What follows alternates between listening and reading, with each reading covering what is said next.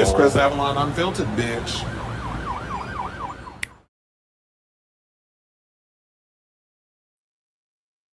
Hey y'all, welcome and happy Wednesday. It's your boy Chris Avalon, and welcome to a brand new episode of Chris Avalon Unfiltered, a show we basically talk about all things going on in celebrity news, pop culture, hot topics, all the good tea that we spill up in here. And sometimes we might even spill over into some politics if it garners or pertains to whatever the hot topics we talk about on this show. So if this is a show for you, definitely stick around, because we had a couple of topics to spill today, including I have two, because Pride is about to be over as of next week.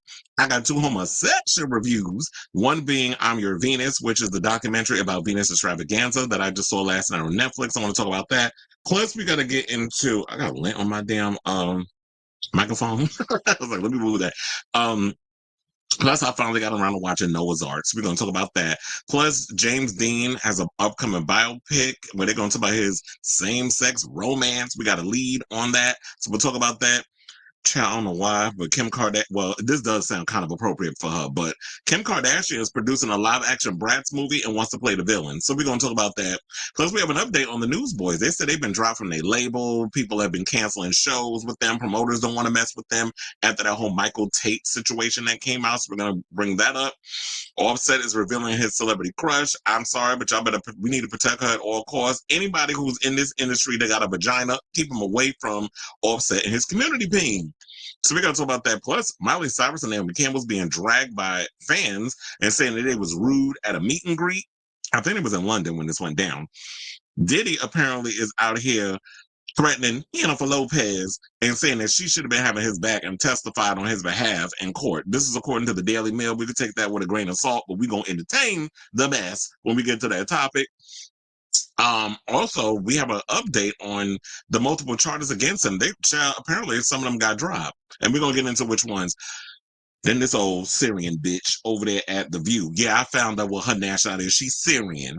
Alyssa Farah Griffin apparently is spooked and nervous over Zohran Mamdani winning the mayoral candidacy, the Democratic nomination over there in New York, my hometown. So we got to get into that.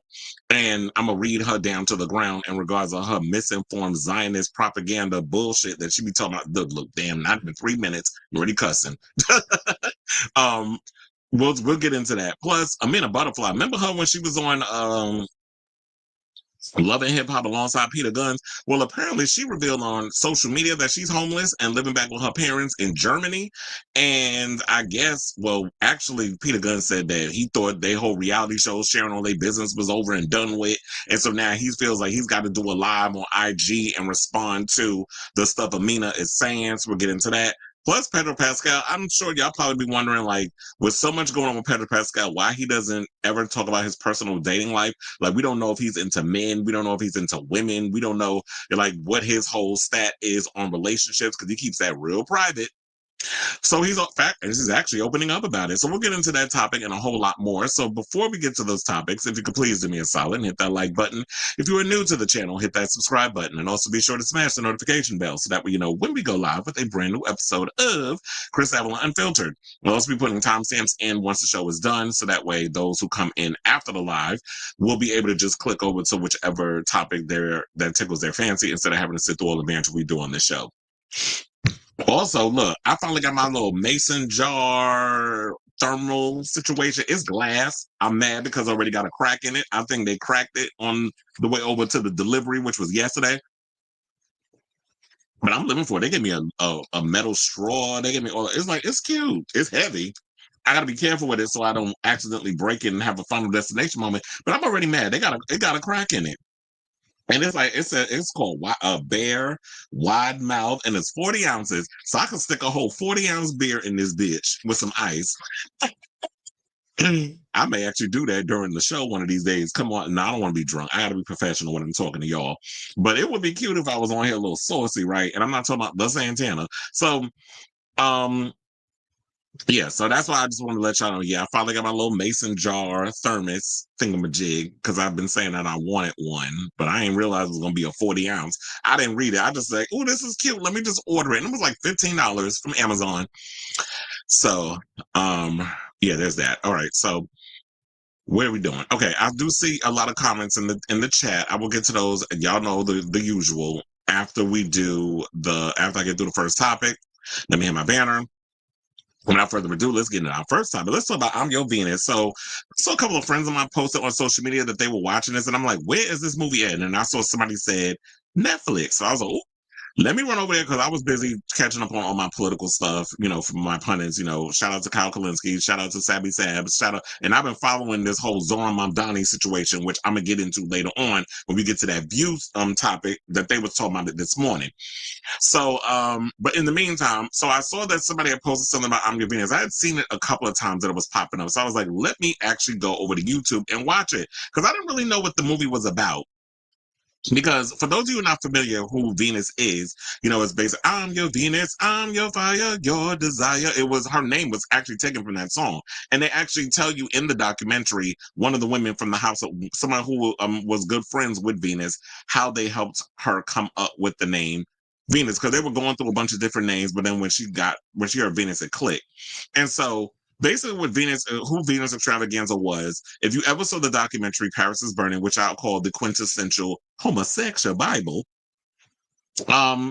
is basically a film that came out it came out in 1990, but it was filmed in like the late 80s, and it highlights ballroom culture. So you see like the House of Extravaganza, the House of La Beja, all the different houses, the House of Pendarvis, all the different houses that come together, Black and Latino queer people who come together for a ball. You've seen it played out in shows like Pose. You see a lot of their vernacular was stolen for the RuPaul's Drag Race. They use all of the ballroom stuff up on that show instead of giving proper credit. But nevertheless, they actually use a lot of stuff, even down to the noggin, because I ain't seen not one broad on that show actually be able to vogue, unless you're Aja, who actually walks balls. And I think she's not a LaBeija anymore. I think Aja is actually a Miyake Mugler. But anyway, nevertheless, and speaking of which, there was a Miyake Mugler that I saw up in the documentary.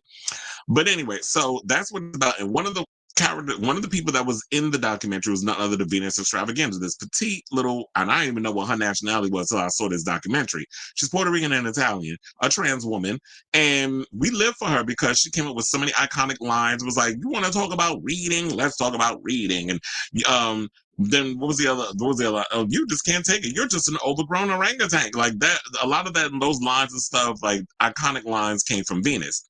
But the main thing what happened with her and her story was, before the movie was even released, we had found out that because she was living wild, she was a wild child, she was living fruitful and fancy free. I believe like most trans people at that time, she was also a sex worker.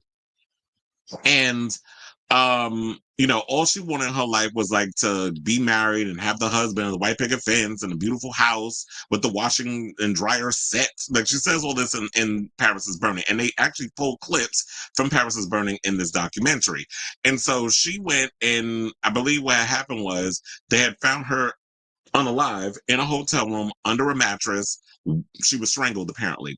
They go further into detail on how they found her body, and the detectives and the transphobia and the homophobia that came from the police investigating this case, and how a lot of her family decided to come forward to find out, to give closure to her. And you know what? I think I've always had this in the back of my mind, but I think because I've always heard so many stories of people, and this is addressed in Paris is Burning, where there's so many queer people of color who are put out of their homes because they're LGBTQ, and they end up on the streets, or they end up from other towns. They come to New York and they're homeless, or they end up being in a house, and the mother or the father of said house basically takes care of them.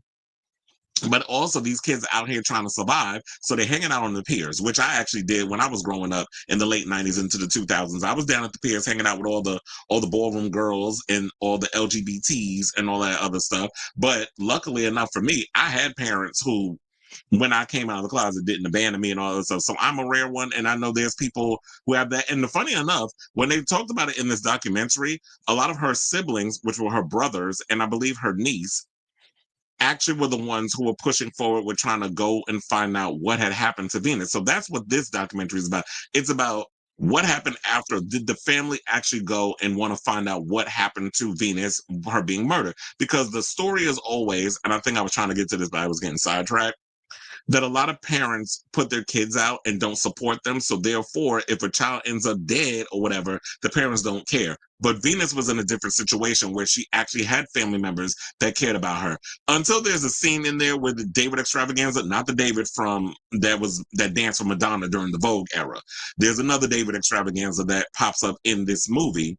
And even though that David from the Vogue video, he is in the documentary. He pops up at the end when he's dancing and stuff. And also, shout out to Dominique Ross, a.k.a. who I know her as Tyra Allure. Before she was Dominique Ross, I knew her as Tyra Allure because she was, that girl when I used to hang out at Two Potato and I used to hang out at Chi Chi's, two prominent gay club or bars that was in the Village. Tyra used to perform up in there, and we used to kiki and hang out a couple of times. Like, I used to live for her and still do. But Tyra executive produced this documentary, and when you see it at the end, you notice that. And I was like, I gagged when I saw that. But and she pops up in the documentary at the end as well. But this David extravaganza was kind of going up against because what it was that Venus's family, who are the Pelagadis, I believe was their last name, and they lived over in Jersey City. So they were the ones that was investigated, but they said they also wanted to incorporate her ballroom family into the investigation as well, because they didn't want to make it seem like they just did not understand that side of her and want to have that part of her world and be incorporated into the investigation. So then when David Extravaganza comes in, it seemed like he had a little pushback, a little trepidation, because he was telling them and I think the brothers took offense. One of the brothers took offense to this, but he was basically saying to them, I guess, when on one hand, while the family is here for her, and one of the brothers said he didn't even know his sister was trans or was dressing as a girl, because he said one time he was at the corner and he actually saw this blonde-haired girl and he went to push up on her and she turned around and he noticed that it was Venus. And Venus saw him, took her shoes off, and went running down the steps, hopped the train, got on the train, and then he was with his friend. He came back upstairs. He was like, "You ain't see that, right?" He was like, "I ain't see nothing." So it was like, that's when he first found out that Venus liked to dress up in women's clothes. And then the grandmother was like, "Child, where you been?" It's like, we all knew that Venus they knew Venus was gay, but they didn't know that Venus was a trans woman, because back in the 80s, who understood any of that? Nobody. We didn't really understand transsexuality and what that all meant like we do now. We have more understanding and a better vernacular on trans and trans people and trans issues and trans identity and all that other stuff. But back in the 80s, it was just sort of okay, everybody thought that, okay, if a dude like dressing up as a girl, okay, you were just whatever. Like, we didn't have really no big name on it. He was no, and tranny was not a bad word to use back in the day. Now a lot of people don't like it being used. But back in the day, tranny was not a negative. So, but nevertheless, so David was basically saying to the family, he was just like, well, I guess because you didn't see this side of Venus. Venus would come to them and say stuff like how I guess she was feeling. And I guess people don't realize that it's like, wow, we do the best we can with what we got. And you may say a couple of things that may hurt Venus' feelings, that Venus probably felt more at home with her chosen family, because there she could 110% be herself, rather than, okay, I could be a piece of myself over here, but if I do too much, y'all might say something. And y'all may not realize that some of the stuff that you're saying and your behavior and the words that's coming out of your mouth may have consequences and hurt. But this is what was happening. And so the brother took offense, whatever, but he was like, but at the end of the day, I understand, like, if y'all did not care about Venus, y'all would not be pushing forward to trying to find out who killed her. Now, I'm not going to tell you if they found out who the killer is and all that other stuff, because I want y'all to see this documentary and really take it all in and all this other stuff. And also, I think this already came out. Like, they already made her home in Jersey a landmark. That was news that came out, I think, like 2 years ago. And then how they were trying to legally posthumously change Venus's name, because on her tombstone and on her, on her other paperwork and stuff, they dead named Venus. And I applaud the documentary director, the filmmaker, for blurring out Venus's dead name, because I was like, yeah, that would be disrespectful if y'all actually showed that. So I'm glad they blurred it out, but they got the last name. So they had they incorporated like the tombstone change and all other stuff, and trying to and all the other political things that we're trying to push forth, and especially trying to help trans women in New Jersey, or queer people in general. So it was a very good interview. It was very emotional. It was and just I love seeing this part. It was like, you know what? It just goes to show that maybe we need more of these stories where it's like, you know what? These cold cases regarding trans people or queer people, that if this opens up one Pandora's box, that there'll be other families that will want to do the same thing. So shout out to their extravaganzas. Shout out to the Pelagati family for the work that they did in regards to this documentary, and definitely check out I'm Your Venus, which you can over on the Netflix. So I say all this to say, what do you guys think of this documentary? Did you see the I'm Your Venus documentary over on Netflix? What are your overall thoughts? I definitely want to hear from you all. And you know, I've been a fan of the ballroom community for decades. So shout out to all the ballroom girls and the boys and everybody in between. So let me know what you guys think of this story in the comments down below.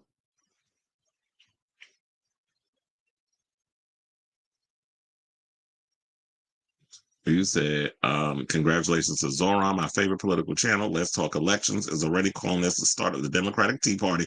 Okay, and we definitely need a Democratic Tea Party because we tired of the status quo with Democrats. So we willing to change some shit. If the status quo don't want to come in and do what needs to be done, then we got to have these people that want to come in. And I'm tired of people trying to use the fact, well, he don't have enough experience. He hasn't passed enough stuff. And I'm like, we have people in office who have passed things. And what the hell actually are they doing for the actual people that put them in office? Not a damn thing. But I'm going to save all of this when I get to that old Syrian bitch over there at The View. Yeah, I'm using her shit because she don't want to admit that she's an Arab American as well. And she want to throw shade at her own damn people because that check is clearing over there at The View. Exactly. Hola chismosa. I'm gonna get Jade later. Get them all, okay? You saying what's on my shirt? Well, basically it's a black shirt, but it had like these little things on it. This is actually Saphira Crystal, you know, for RuPaul's Drag Race. It's her merch. She had like this Wakanda type of situation on here, but because I've washed it and dried it so much, it's kind of wore off. So it was like this armor type of Wakanda type situation, but child, it done wore out from the detergent. So it's nothing no more. I said, hello, hello. When you get to the Miley thing, Naomi was 3 hours. Oh, I didn't know that, but I would not be surprised that she was late. Why does this camp? Naomi be late to her own damn funeral if you let her. He said that jaw is cute, and I love how Final Destination. Okay, that movie has had a hold on me since the first one. Touch the skin, honey. Touch all of the skin, darling. Okay, you just can't take it. You're just an overgrown orangutan. She's had many of iconic lines. And you said, not your guess. You shall catch it. You said we have someone with no experience running. Hello, and that was going to be the point I was going to get to. And guess what? For Alyssa Farah to about and they keep using this talking point of no experience. You talk about someone with no experience running the country, bitch. You worked for him during his first term. So. But the fact of the matter is, them broads over there at The View are so damn dense. If it ain't written on a card, they can't come up with it. Because I'd have been ready with that clap. I'm like, but sis, you actually worked with somebody with no experience for this first term. I don't know how long she worked there. Because, you know, not a lot of people who worked for that man lasted long. But for the most part, I don't know if she worked for the full term or whatever. I don't think that even matters. The fact of the matter was she worked there. She was in the White House. She knew what was going on. So for you to sit up in here and try to throw that as a talking point, because why? You think Cuomo would be better? Which I'm actually shocked but not surprised that black folks, y'all staying brainwashed. And women who I don't understand how y'all voted for somebody who basically resigned because he sexually harassed a bunch of women. Y'all voted for Cuomo? Like, where did they do that at? But it don't matter. He lost anyway. And now they talking about he may run as an independent, which they're saying, and you know, they're always going to pull a bunch of stunts and shows to try to steal the election because that's what they do. And now I saw recently that Hakeem Jeffries and the other one, Chuck Schumer, them two, you know, dino demons, are talking about, oh, we weren't willing to work. No, hell no. We don't want to work with y'all. Y'all go over there. Y'all don't do shit anyway. Y'all don't do nothing for us. With all the stuff Trump is doing, you ain't doing nothing. Even with that, something recently Trump did, and he was like, and then Hakeem was asked about it. He supposed to be the head person of the Democrats. I didn't read it. What are you doing? What are you doing that you're not reading any of the stuff you're getting? But it don't matter because Marjorie Taylor Greene and them don't read stuff they're given any damn way. So why would y'all be surprised that the other side would read stuff that they're handed to? Y'all a bunch of goddamn jokes. They said, not a huge hot dog. They said, no, they not. Oh, please, don't even get me started on that wannabe white man that's disguised as a Mexican. When we deporting Mario Lopez, because we don't like her. They said Mario is a shame for. Yes, he is. He said the whole administration has no experience. Exactly. He wants loyalists. You know, they definitely was the racism, the Zionism, all of that stuff. It was straight up the Islamophobia. They tried every tired ass trick in the book. The good thing is we have a lot of people in New York who are just smart that we saw through it. Like all the little same tactics that y'all use every time somebody gets in office, y'all did the same thing to Bernie Sanders. You do the same thing every time somebody comes in that actually wants to bring change to the regime. Y'all use the same talking points. Y'all use the same tactics. And now people have gotten smarter because y'all use the same tight ass playbook instead of switching it up. And now look at you. You had Al Sharpton, Griffin, snitching ass, bitch ass, up in here basically trying to get people to vote for Cuomo. And I said, you will sell your own people out for a check. I ain't never trusted Al Sharpton, especially when that time at Tawana Brawley when he lied about them white men raping her. That should have been the tip off. I like Jasmine Crockett too, but the fact of the matter is the one thing I don't like is that I feel like she's come across more or less of a pit bull than someone who's actually passing policy. So she need to focus on that a little bit. And to me, it just seemed like they more or less using Jasmine Crockett as a mascot for the Democratic Party. And it's like there's much more to her than that. Okay, we might as well. And I can't stand Banana Republic. Banana Republic is basically a more expensive version of oh my god, what's that other Old Navy? That's what I was thinking about. They all make the same clothes. Old Navy, Banana Republic, and The Gap, all the same thing.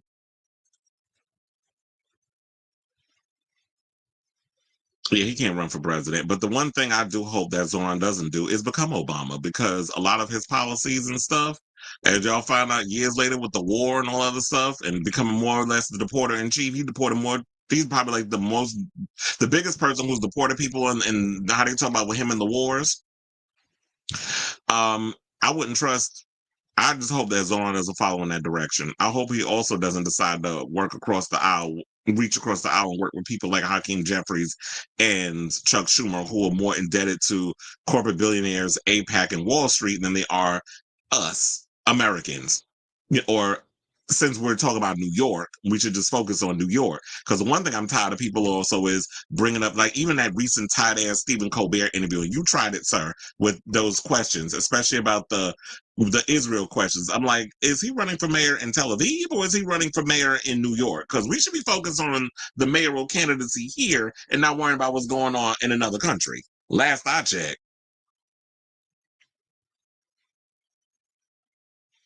You said right now, the gate. Mm-hmm. Go to the streets. Oh, wait, I want to shout out my friend Nick Havey, who actually has worked with Zohran for years. And he was the one that was putting me on a lot about what he has done and his policies and all other stuff. So I've definitely been following the whole Zohran thing closely. He's the real deal. He is not somebody, and I'm not going to sit up here and bullshit y'all. Y'all know if I bullshit y'all about, well, y'all actually wouldn't because I never would actually bullshit y'all on here. I feel like it's my due diligence to tell y'all the truth. I don't give a good goddamn who feelings it hurts. But I mean, if I'm wrong about somebody, I'll definitely be like, I'm mad or whatever the case is. But for the most part, Zohran is somebody who we definitely need right now. Hopefully he can pass a lot of these policies he wants to do. But for the most part, he is definitely someone who generally cares about the people of New York because he is somebody who is from here. This should be his actual slogan. I saw that the Bronx of Staten Island voted mostly for Cuomo, which is weird because I heard people in Staten Island actually didn't vote for. I think Kyle Kalinske talked about that last night on his show.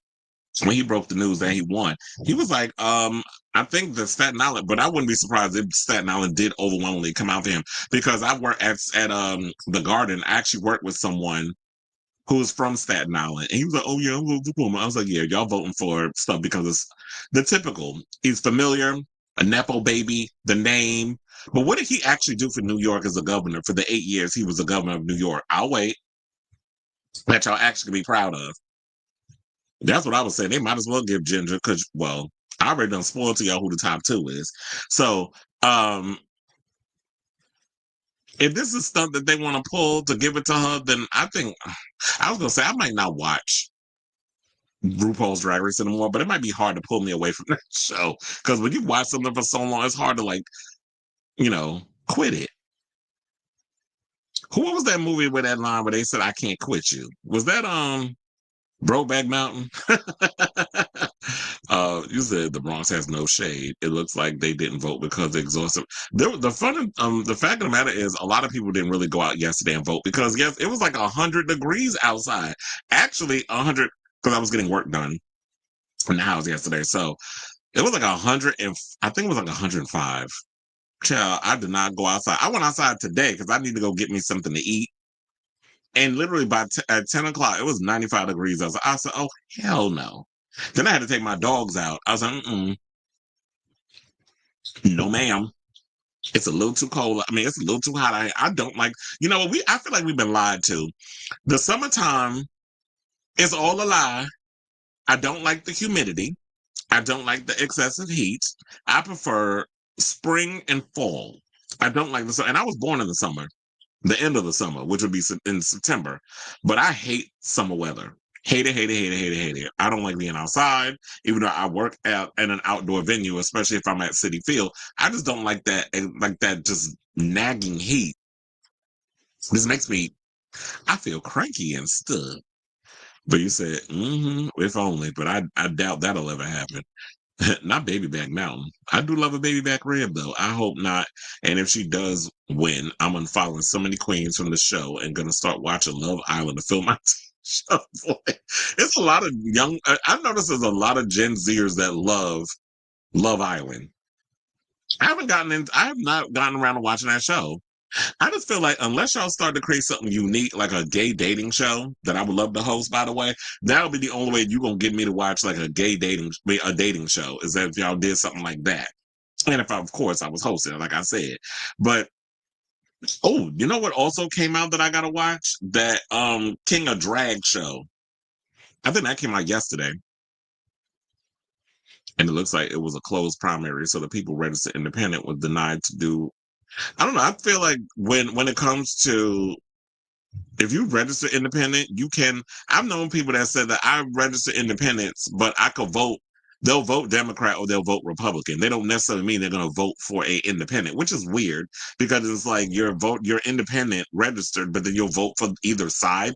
Like if either side is not doing what needs to be done, why would you vote for them as an independent? You would want to vote for somebody who is against what those two sides is voting for. So you might as well just become a Democrat then if you're going to vote Democrat.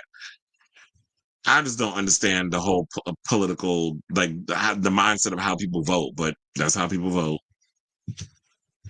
Seattle has been great. Hey, what's going on in Seattle? No, I'm not going to Austin Wolf sentencing. I don't even know if that's going to be an open court like the Diddy court. I don't even know if Love Island is a TV show or a movie. I just see everyone talking about. I think it's a show. Love Island is a TV show. I think is it on Peacock or one of those channels? I've never seen it, but I always see advertisement.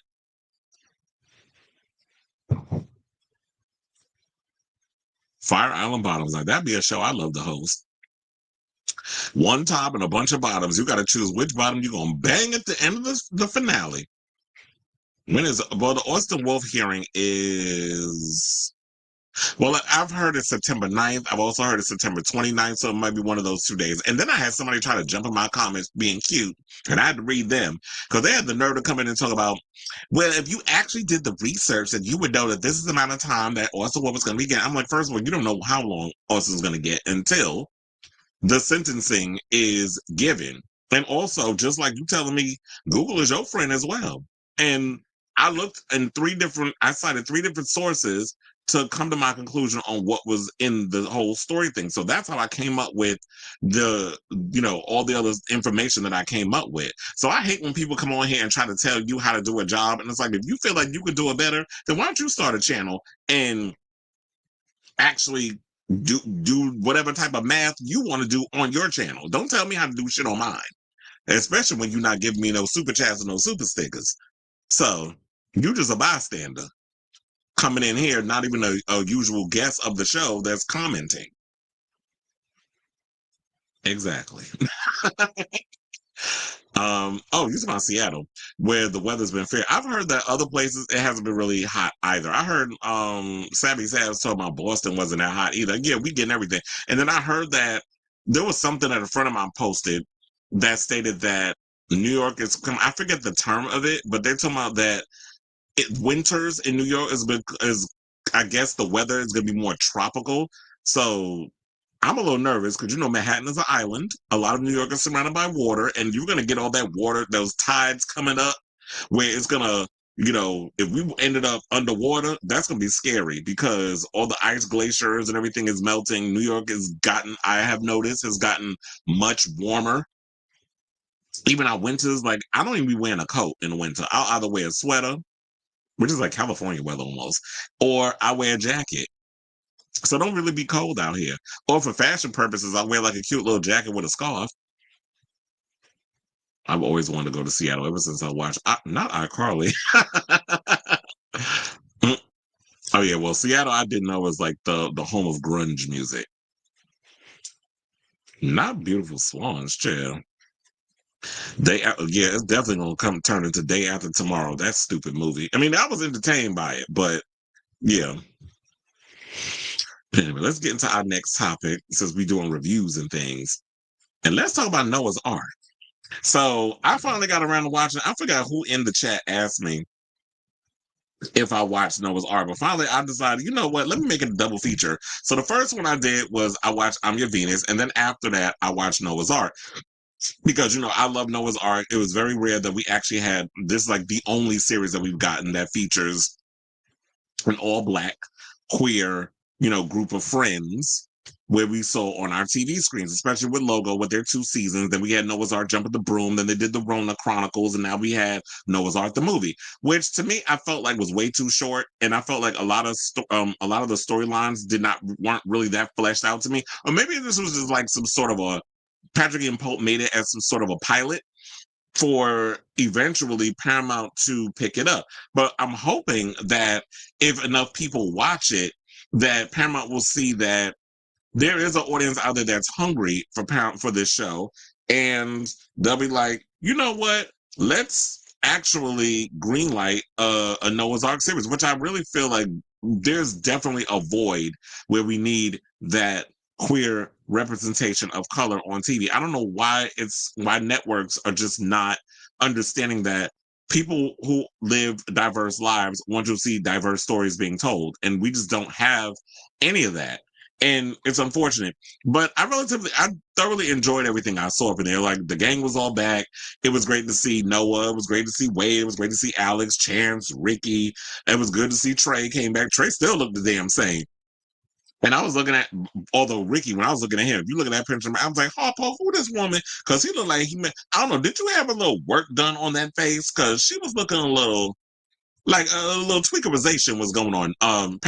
Shout out to Wade, because Wade that body was bodying. Wade still looks the same, Jensen Atwood. And Noah looked the same too. Noah is a successful filmmaker, and he recently wrapped up a TV series that he was doing. I think it was like a zombie show or whatever. It starred Eva Marcel was a part of it, and then he and Wade are basically, the plot is he and Wade they want to be dads, and I think at the end of the last movie they were talking about that they wanted to be parents. So they have a surrogate who's a lesbian. She's supposed to be having twins, or she's pregnant with twins, and they're waiting for the arrival of the child to come, but their careers are pulling them in so many different directions that they want to scale back on work, but because their careers are they're having these successful careers where Noah is in television, Wade is, a managing artist and that sort of thing. Because we have a rapper that we meet up in here who looked a little like XXX Tentacion with the hair, but it was reminding me of Baby Gat back in the day. Remember Baby Gat in season 2? But this kid was giving me, I think maybe he was based on that character. And then it was interesting to find out that OJ, who was a child of Alex and Trey, is now Olivia. So we had a storyline of a trans teen that was in there, which I thought was relatively interesting. And I was like, that would be a good story to explore, because we hear so many stories about trans kids. I guarantee that Patrick based Olivia on Zaya Wade. So seeing how 2 gay men raise a trans child, and the fact that her godfather was Noah, and him actually getting a little practice with her, and the baby dolls that they would use, as you see in the commercial, where they have to get the training because they want to get the idea to them is, because they have busy careers, get a nanny. So they're looking for a nanny. Of course, they come across, not of course, but they come across Jasmine Guy, who's like this big iconic nanny type of whatever. And so she tests them by having them spend a week with these 2 dolls. It felt very sitcom-y in a lot of some of the stuff that was going on. Also, shout out to T.S. Madison, because I was going to say, shout out to Negra, who is her manager, because Negra keeps T.S. booked busy. And seeing T.S. in this show, I was living for it. I was like, we also got to see Alex now owns a gay club, which I thought was an interesting transition from when he was, the guy who ran a HIV clinic. And that was where Junito was, working up in there with him. Speaking of Junito, I really wanted them to flesh out that storyline with him and Ricky more. It was just like they brought in, it felt a little nostalgia based with them coming up in there. And then they were hunch. And then all of a sudden, Junito was going to Toronto because I guess it was his career. And then Ricky basically was being Ricky, didn't want to be emotional, and also I'm like, y'all been hunting for 2 years. I don't know why you still trying to hold on to that old Ricky mentality of you got to be out here being a hoe. When if you love this man, go after him. And then we come to find out that Ricky's got some sort of an illness. I don't want to spill it in case y'all want to, watch in case you haven't seen the show. We find out there's something going on with him. Then we find out a story about, which I thought was weird, the story of Chance and Eddie, and that whole dynamic where Chance is getting hit on by one of the guys that works at Alex's bar or club, and they come home and hunch. He was like, oh, I just want to sit and watch you hunch. And then when they finally do it, he does with this guy. He calls him a whore. Then we find out this story. There was something that threw me off, though, because it made me wonder, when did they film this show? So there is a scene, and this might be a spoiler, because we find out, based off of, the shot and stuff, Eddie is dead. They don't explain what he died from, which irritated me, because I'm like, why are y'all, we get more into, the whole story with what happened with Eddie and Chance and the grieving and all this stuff. We did get a little bit of that, but it said that he died in 2023 and then, or 2022, 2023. And then they said it was a year later when he finally got him the tombstone. And I'm sitting there like, did y'all shoot this back in 2 years ago, but now it's coming out? So that's why I think maybe that is what happened, because I remember Patrick and Polk doing an interview saying that, yeah, they were filming Noah's Ark, but we hadn't heard anything in a year or two. I don't know if this was going during the writer's strike, whatever the case was, but I think they filmed this a while ago, and now in 2025, during Pride season, it's coming out.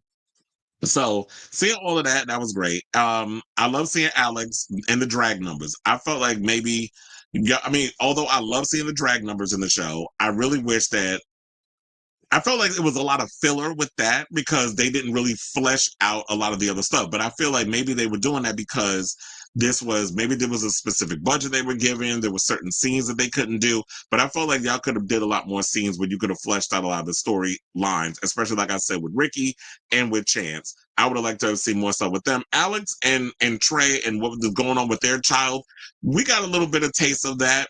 And Alex running the club and, playing La Chance Devereaux, doing that performance and seeing a lot of those performances. That was cute. And shout out to Kennedy Davenport because she was one of the drag girls that was performing in a lot of the ensembles too. We also got to talk about that little shade that y'all threw. How y'all had T.S. Madison in the club where she works at with Alex, and y'all had them perform Kaya's Next Caller. That was some shade, but I was living for it. I was like, first of all, how'd y'all get Kaya to agree to give y'all that song? But it probably is not that hard because she need the money, quiet as it's kept. So I wouldn't be surprised if they had to bring her up in that. But overall, I will say I'm glad to see the gang all back. I thoroughly enjoyed Noah's Ark. It is a good film. It's great to see everybody back on the big screen, all the other stuff. Like I said, I enjoyed the film. I really hope that they, we get another movie or another show, but I do feel like it should have been longer because I felt like, what was it? It was like an hour. If you take commercials out, because I have the version of Prime with no ads. So it came out to like maybe an hour and 20 or maybe hour 25 minutes. So it was relatively short, but I'm hoping that we get another Noah's Ark show or it gets greenlit into bring a revived TV series. We get another movie or, somebody out there, maybe I have to do it. We got to come up and develop our own queer Black show or whatever and get that up and running because we definitely need some of that diversity, especially in these times in which we're in. So I'll say all this to say, did y'all get around to seeing the Noah's Ark movie? What did you think of it? Was it a letdown? Was it just, you were just so happy to see the gang all back? Me personally, I was happy to see everybody back. I just wish that, the script was a little stronger, especially when we were talking about certain characters that was up in the show. And I love the fact that there was so much diversity up in there. Black, but diverse. We had a stud lesbian who was pregnant. We had a trans teen.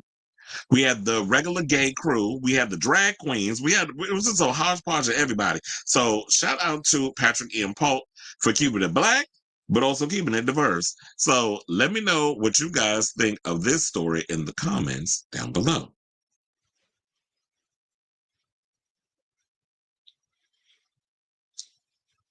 All right. Now look at that queen in the back. We talking about Ricky?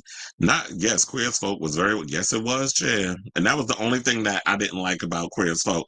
But I don't think we was thinking about that back then. When Queer as Folk came out on TV in the year 2000, or, once Y2K, I think it was like December of 2000. When Queer as Folk came out, I think all we cared about was seeing something, well, for me, that we saw something that was groundbreaking, something that was different. We saw homosexuals fucking unapologetically, and seeing that representation, that was just all I wanted. Then later on, it was just like, okay, now we need once Noah's Ark came out, then I felt like, you know what? Then that world that I never thought that was beyond my reach was possible. But then again, I should have known that because I had been around friends, luckily, where I saw gays who, it was Black on Black love. Like I knew a guy who was a nurse who was in a relationship who was married to a school teacher, and they were Black gay men. The head nurse, Ray Cupid, I don't know if I should be shouting out his name, but hey Ray, I don't know if he's still around or whatever the case is, but but it was like one of my friends, Shamik, that I grew up with, his cousin, who was gay, was married to Ray. And it was like they lived in this house in Brooklyn. He's West Indian. And Ross, who was my friend's cousin, was not West Indian. But 4th of July was always Ray's birthday. So he would always throw like this big bash in his house, which I used to live for. And all the gays would come. All the regular, his work people would come, like the nurses. It just be lit. And then right after that part, these were the days. Right after Ray's birthday party, we actually would pack up the car and we head out to Fire Island. We didn't even get no sleep. We just go straight to Fire. See, this is when I was in my 20s. That's how I was able to do it. It was like, then we go right to Fire Island and we just hang out there all day. Child, I would be between me taking my naps and hanging out in the meat rack. I didn't know what to do with myself. But those were the days. That's back when the meat rack was lit. It's not the Tyler Perry origin story. Tyrone said, my college roommate spent 2 years. You said gave me his terrier in Seattle back here in Texas. I just left the vet for her checkup. Well, yeah, dogs are expensive. I really do hope Paramount picks this up as series, but I fear the movie and how it did feel kind of rushed and uncohesive. Yeah, it did feel a little rushed, and I feel like that's what hurt it. And I felt like at times it was a little bit corny in a lot of the stuff that was. It felt a little sitcom-y, and I was just like, "This is not the Noah's Ark that I remember." But it was good to see everybody back. I said this movie is doing well on Paramount Plus. It was in the top 10 for 4 days. I was keeping track. Well, thank you for doing that. Saturday was number 7, then Sunday it was 7, and Monday it went to 4, and Tuesday it went to 5. So it's still in the top 10. That's a good thing. They did explain it when Chance on the I must have fell asleep during that part because I did nod off at one point. I was literally up at like 2 in the morning watching it. So he said when Chance on the date, Chance told the day that Eddie died of a blood clot. Oh, okay.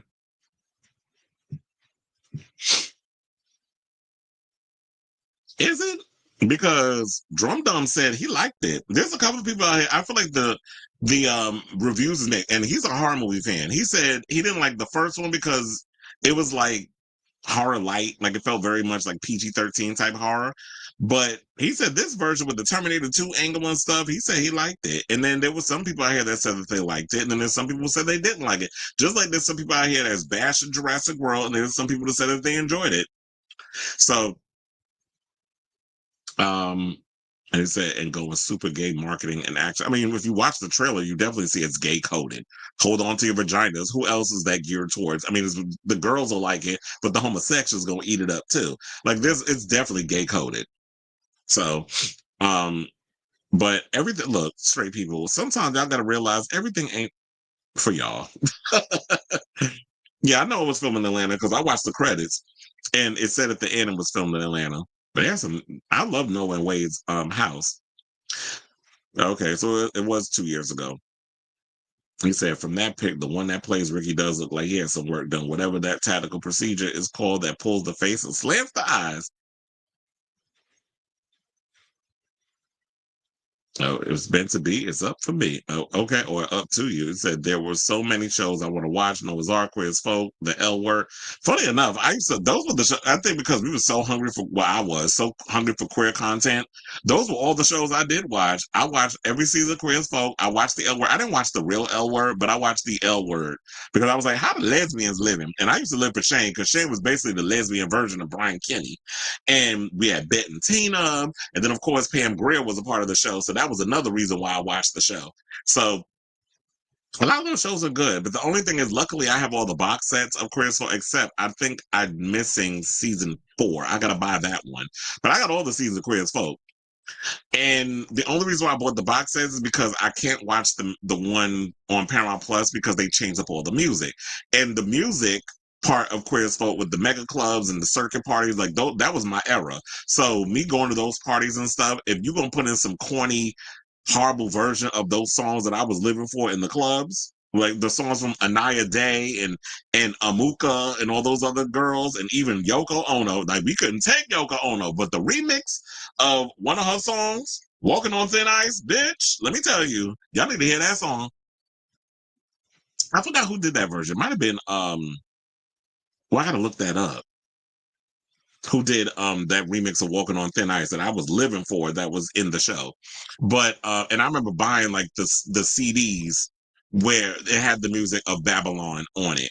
So that was one of the reasons that also was a draw for me because I was doing the mega clubs and stuff like Splash and oh my god, those were the days, and the Roxy and all those other places. We don't have those no more, but we would have Twilo at one point. I used to live for that club. Child, I'm telling my age. Well, not necessarily. Well, y'all already know I'm in my 40s, but I was also going to the clubs when I wasn't even of age. So, I gave Jason Blum credit for understanding Megan and being embraced by the gay. I don't know if it's just me, but Jason Blum gives me gay face. I mean, I could be wrong, but she do give me a little homosexualities. He said Britney in the sequel and Attitude magazine cover. So they already know who they're gearing this towards because I think they know that the gay fans were the ones that made Megan what it is. Oh my God, I just realized that my YouTube was open. I was like, let me close that. Oh, oh yeah. But see, when I was doing my Venus review, I forgot to mention the comments and stuff was on the Instagram. The House of Extravaganza posted it, but we already moved beyond that, so I could close that window. You know what? A time was had, so I do not mind. Tell my 2000s clubs homosexual club stories.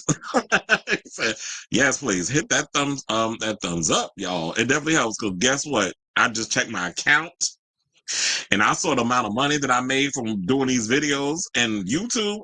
Thank you, YouTube. I'm living lovely right now. So we gotta keep the numbers and subscriptions going up because the more that happens, more money I make.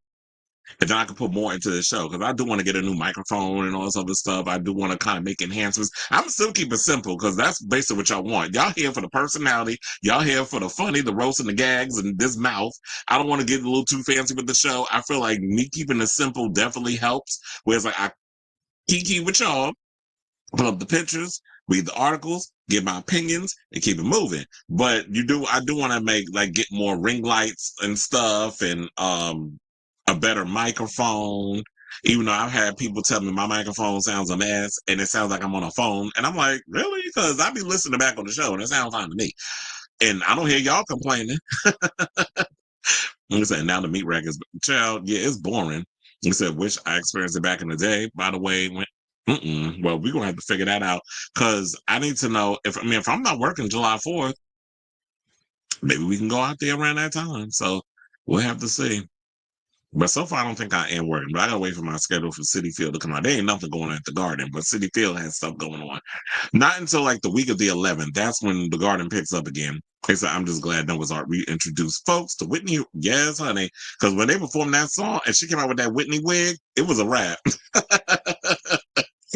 So the How Will I Know wig. He said, can we talk about how Benson Boone was offended by Renee Rapp saying, let's ban boys who do backflips? I don't even know where that came from. I don't know. I mean, and then again, like, do we care about Renee Rapp? I'm like, y'all, to me, with her, y'all trying to make fetch happen with her. I can't really get into Renee Rapp, but I also think that it's so easy for people to just be picking on Benson Boone because he just comes across as an easy target. That boy just want to sing his little mediocre ass rock songs. Let him do that, and then we can just go about our business. Jason Blum looks like he likes to party. Okay, what third input, like a finger or something? Let's say, well, both of them are chops that are struggling to have any sort of impact. And hello, you talking about Renee Rapp and Benson Boone? Yeah, they're kind of boring to me. Like Renee Rapp, I just don't get it. Like I remember, did she just perform at the AMAs recently? I had to fast forward. I'm like, girl, I don't care about you. Your music is not it. But you get an A for effort. I saw that Janet went to Tait. Yeah, I saw that too. Robert, I think, sent me that and called Janet Icon the blueprint. Well, and definitely she definitely takes from Janet. So that's without question. Just like Britney takes from Janet. Renee Rapp told Interscope market her only to lesbians. She said, well, good luck, because if you only marketing yourself to lesbians, you're not gonna get far. And they said Chapel Roan isn't popular with the lesbians. Yeah, she's popular. I mean, the lesbians, I guess, like her, but the gay boys, I think, like her more. And it's probably because she does drag. So, I mean, look, you know who's also popular with the girls? Billie Eilish. But Renee, your music needs to actually be interesting before you should be marketed to anybody, let alone the Bulldagger Brigade. Said Renee doesn't have anything interesting to say. Absolutely. Oh yeah. See, that's why I said she performed. I knew she performed somewhere. I was like, but nobody. You performed at the AMAs and nobody cared. As soon as she came on, I fast forward. I'm like, I don't care about this girl. I love that we have a secret Janet fan in the building. Wait, who's a secret Janet fan? I like Janet. I just like being, you know me. I just read everybody. And people think I be biased about Madonna. I'm like, clearly y'all don't know me because if Madonna becomes Madudu during a situation, that's when I go in and let her have. Like recently when we did that whole story about Anthony Ramos, she was wrong in that. And I understand, like, she decided to do a little corny ass clapback, but if I love the music, I love what you've done for the community and everybody else. But if the music, but if you're going to do something disrespectful, you need to be called out on it. I don't care what your status is. But anyway, let's get into some more homosexual news. I was like, it's funny how we're doing a lot of LGBT stuff earlier in the show, because normally I do it later in the show. But let's give a shout out to Brandon Flynn, who has been chosen. I think it's from 13 Reasons Why, right?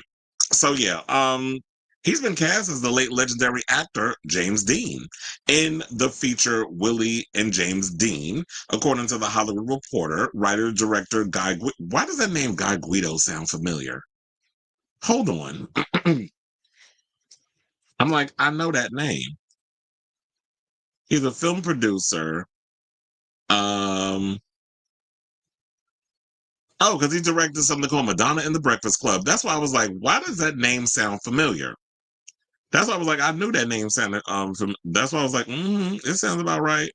What's that? I think he's done other stuff too. But we don't care about that. All we care about is the fact that he did Madonna and the Breakfast Club. Oh, he did something called Physical Attraction. Oh, that's how I know his name also. Because I was like, it wasn't just Madonna and the Breakfast Club. He directed Ari Gold. May he rest in peace. That's Kevin Avian's best friend. And also, I kind of find out, I did not know this, but I found this out because I told you I'm friends with members of the house, members of the House of Aviance. And they told me that Ari was an Aviance. So shout out to her. So he directed Ari Gold's Wave of You music video, which I believe the Wave of You, if you ever seen it, it basically takes inspiration from Madonna's Cherish music video. Remember when she's on the beach and the mermaid and all that other stuff? So he basically used that as inspiration for his own video, and they shot that in Fire Island. So that's how I was like, wait a minute, that's how I know that name. But anyway, now that we got that out of the way, and now I've eased my brain, they said that the movie is based on William Bast's 2006 memoir, Surviving James Dean. Now, in his book, Bass described meeting Dean at the UCLA theater program at the age of 19 and wrote that the two men became roommates, close friends, and eventually homosexual lovers. Now, Bass claimed that they kept their fling private to avoid hurting Dean's career, while the rising star had relationships with female stars, with Bass remaining hopeful that he and Dean would soon live together again. Now, 5 years after meeting Bass, Dean died in a car accident in 1955 at the age of 24, with two of his signature films, Rebel Without a Cause and Giant, released posthumously. Sidebar, Rebel Without a Cause is like one of my all-time favorite movies. I love that movie, and it's freaking crazy how three of the cast members died tragically. James Dean died in a car crash. Sal Mineo was murdered. You know, he was also a homosexual and was out cruising, and I believe in those other seven, I believe some guy stabbed him to death. And Natalie Wood, remember, she was married. I forget I forget the actor's name. But she was married to this actor, and then they said that she had drowned after she fell off the boat or something or another, and that's still been a mystery.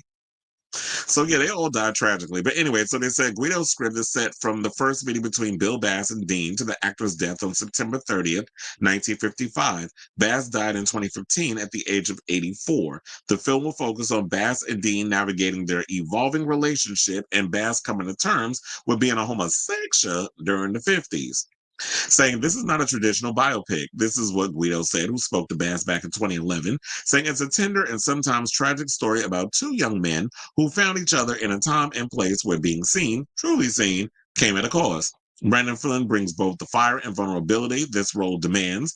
I couldn't imagine anyone more perfect to explore and play out the complexities of James Dean. Isn't Brandon Flynn also a homosexual in real life? I think he might be.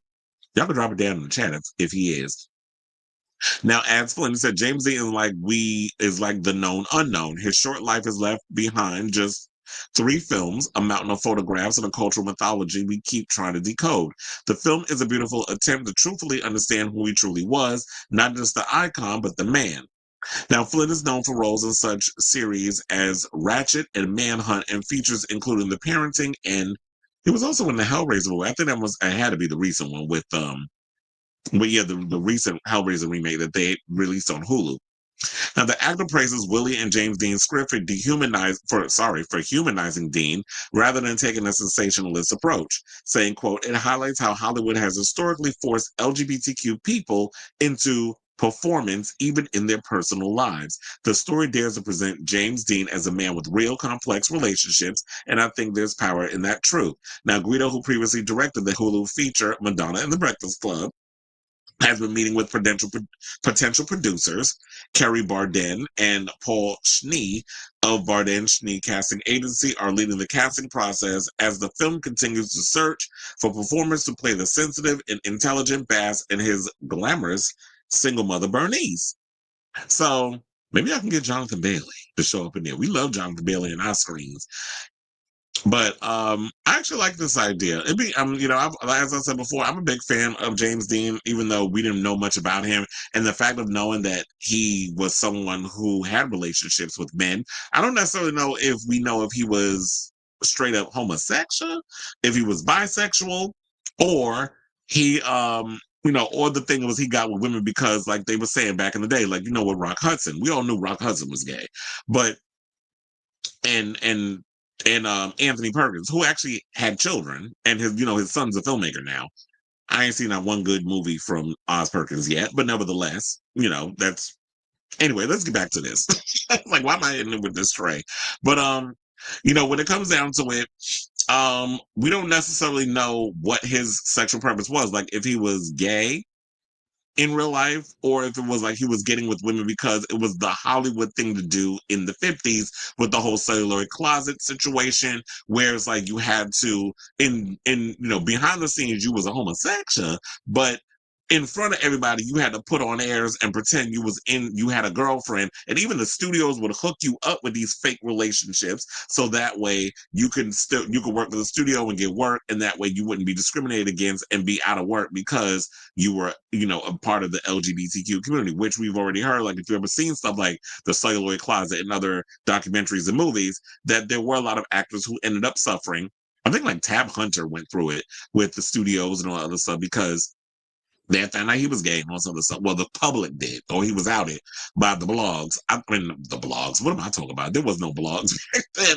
By the gossip columnists, like, Rona Barrett, who, if y'all don't know, Rona Barrett was kind of like that broad back in the day that used to spill everybody's tea. So, like, before there was like TMZ and Wendy Williams and all this stuff, yeah, there was a Rona Barrett, even before Cindy Adams. So, they had a lot of those, you had your people out here that was telling people stuff and trying to out people and all that mess. So I'm definitely looking forward to seeing this movie when it's released, because I'm always like seeing and hearing projects about James Dean. Didn't even James Franco do one about him? But I was like during when James Franco had this obsession with telling queer stories, because I think low key he probably like third input. That means getting his butt played with. But anyway, so I say all this to say, what do you guys think of this story? Are you excited to see, yet again, another James Dean biopic, which is going to talk about his past homosexual romance with one specific person? So whatever your thoughts are on this story, let me know in the comments down below.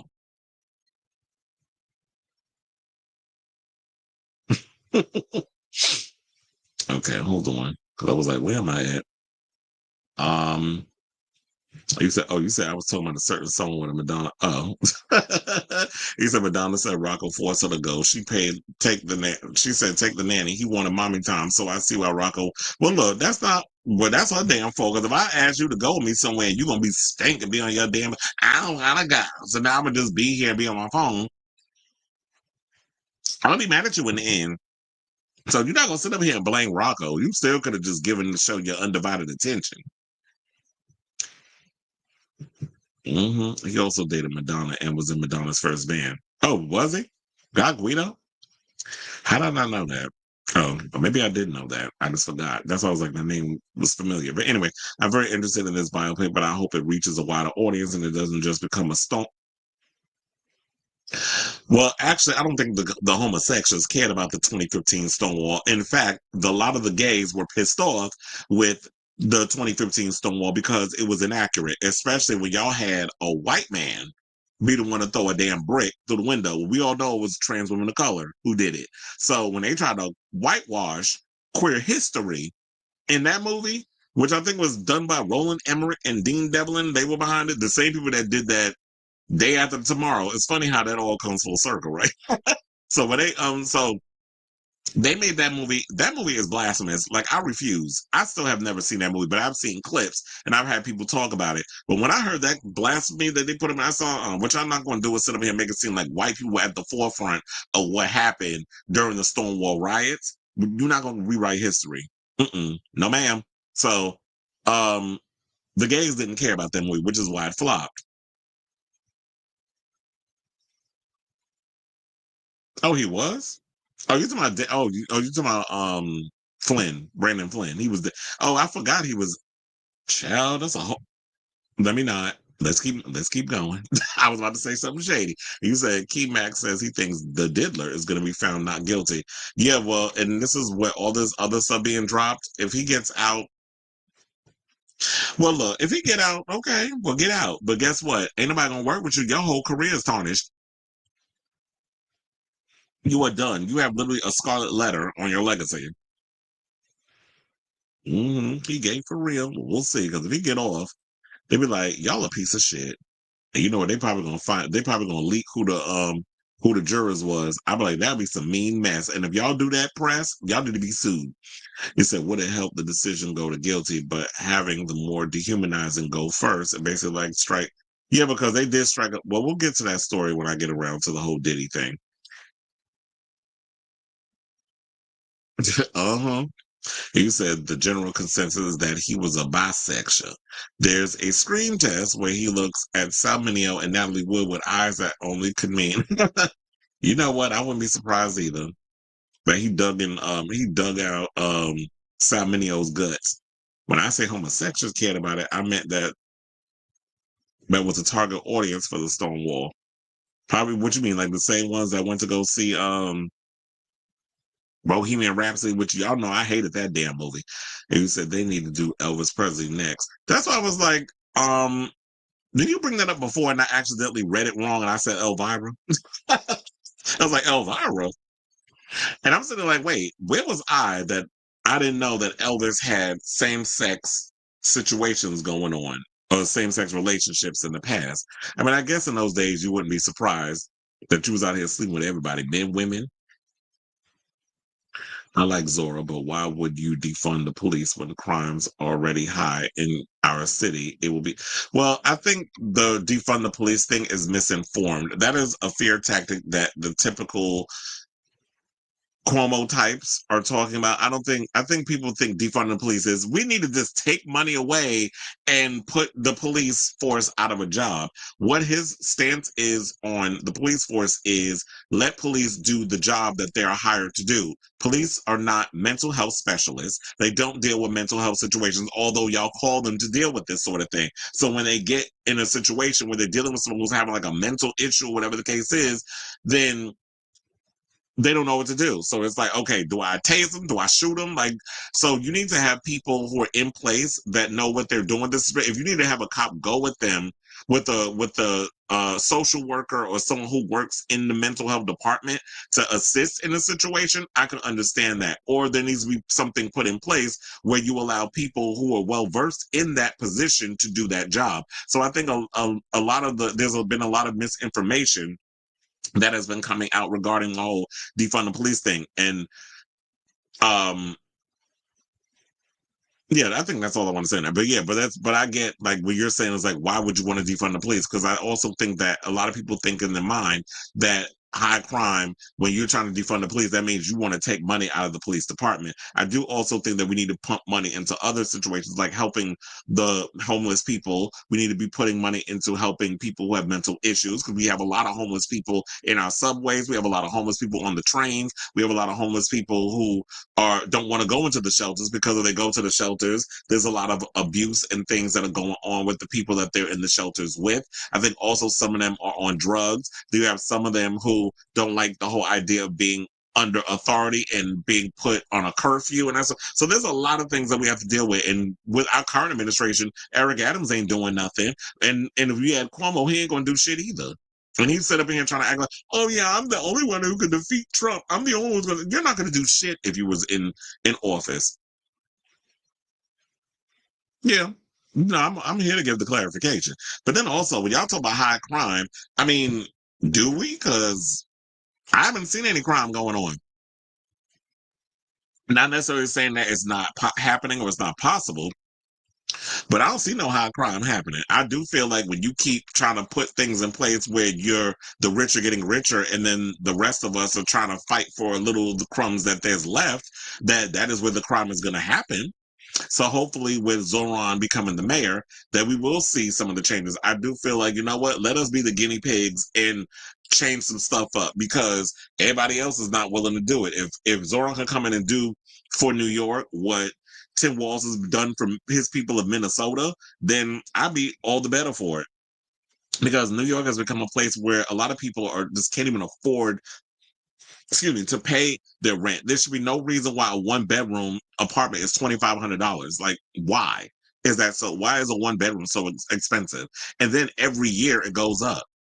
That was the thing that used to irritate me about when I had, when you have roommates and something. So it was like, why is every year our shit going up? And it gets annoying. There's 2 places I want to move back to. I want to either move back to Harlem or I want to go back to Brooklyn because I do love Brooklyn, especially Bushwick. Or, yeah, if I was to go back to Manhattan, it would be Harlem. Harlem was lit because it was just easy access to like the subway and all the other stuff. Plus, the type of eye candy that was out there. And then I like the stores and the shops and all that stuff. And I live for a bodega. You can never go. That's the one good thing I love about New York. You can never go wrong with a bodega. But anyway. Okay, let's get back into the show. Sure, let's talk about this mess. So apparently, word on the curb is that Kim Kardashian wants to produce a live-action Bratz movie. Well, I guess it's happening. And she wants to bring the Bratz on the big screen. But if I'm not mistaken, wasn't there already a Bratz movie that came out? Wasn't it a live-action Bratz movie and nobody cared? Or am I bugging? So apparently she wants to give a crack at it. And you want to know something? This would be totally appropriate because quiet as it's kept, all them Kardashians and them Jenners look like a damn real life Bratz doll with all that surgery y'all done had and all them injections y'all putting in y'all face and y'all lips and y'all ass. So this would be an appropriate role for you. So according to people, or according to the rap, I should say, the Skims founder, who's 44, is reportedly eyeing a villain role, in how appropriate, in the new Bratz live-action film, which is being produced by Amazon MGM Studios. Kim is also reportedly one of the producers of the film. She will work alongside film producers Eric Feig and Julia Hammer with Picture Start, and Jason Larian and Jasmine Larian with MGA Entertainment. MGA's Isaac Larian will be executive producer for the film, per the outlet. Not many details have been released about the new Bratz film, but this isn't so it wasn't the first time. Bratz movie came out in 2007 and starred Chelsea Kane, Janelle Parrish, Natalia Ramos, Skylar Sheck. Okay, a bunch of names I don't even know who the hell is. The only name I know on this list is Chet Hanks, and that's because that's Tom Hanks' son. He all of a sudden is white, but got a Jamaican patois. He be out here thinking he black, he white chocolate, and he allegedly blew out the back of Kim Zolciak on that damn tight-ass reality show nobody saw. So that's the only way we know Chet Hanks. But everybody else, I don't know them. And I don't even think the movie did that well because it came out, as I said, in 2007. But in 2025, do people care? But I think maybe the reason why they're revisiting Bratz is because of Barbie. But here's the thing. I don't know if people care enough about Bratz like they did Barbie. I guess maybe we got to see a trailer. We got to see something before we get interested. Or y'all thinking y'all going to have another hit? Excuse me. Like Sonic the Hedgehog or something like that. I don't know. But to be honest, this is a chop for me. I don't care. I guess there'll be some kids out here that be interested, and maybe some of you homosexuals. But do people actually care enough about and I guess with Kim name being attached, that's even going to be a bigger chop. Like, I feel like people are going to be like, nah, we don't want it. First of all, she can't act. But I guess when it comes down to it, if you're doing a Bratz movie, I don't think we expecting Juilliard type training acting to be up in this type of movie, or Shakespeare. Like, that's not what we expected. Although, when you looked at something like a Barbie, while on the surface it had all the superficiality and stuff, there was a deeper story, good acting, a good script. Oh my God, what was her name that directed the Barbie movie? I think she's also doing oh my God, oh my God. Oh, the what was it? The Lion, the Witch, and the Wardrobe. She's doing that. With Narnia, that stuff. She's doing that. Greta Gerwig. I don't know why I was having a hard time coming with her name, but yeah, Greta Gerwig did that. So Greta Gerwig is like one of those. She's a really good director. She's also a good screenwriter. So her being a part of that, that's what also sold that movie. Plus, when we saw Barbie, the movie and everything, it was just like it looked good aesthetically, and then the storyline and all the other stuff. So I like the Barbie movie. Barbenheimer. Remember that? But in regards to this stuff, I can see like Amazon MGM. I was like, are y'all trying to capitalize on the fact? Okay, we got Amazon MGM has Masters of the Universe, which I'm hearing that there's good things happening with that. They've just wrapped that film. We also have Voltron. I don't know necessarily what that movie looks like. If it's getting good buzz or whatever the case is, we won't know until they're done. And the script is wrapped. Henry Cavill's in that film. And so now it feels like y'all trying to just dip into. Well, I don't know if Bratz is Mattel, but it just seems like y'all trying to dip into a lot of like childhood toy brands in order to give us a live action movie version of it.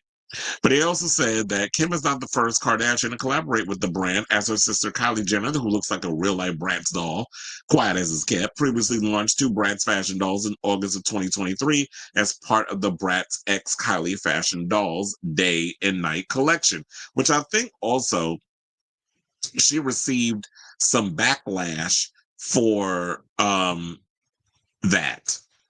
Because I think people were saying like, I don't think Bratz dolls are necessarily white girls.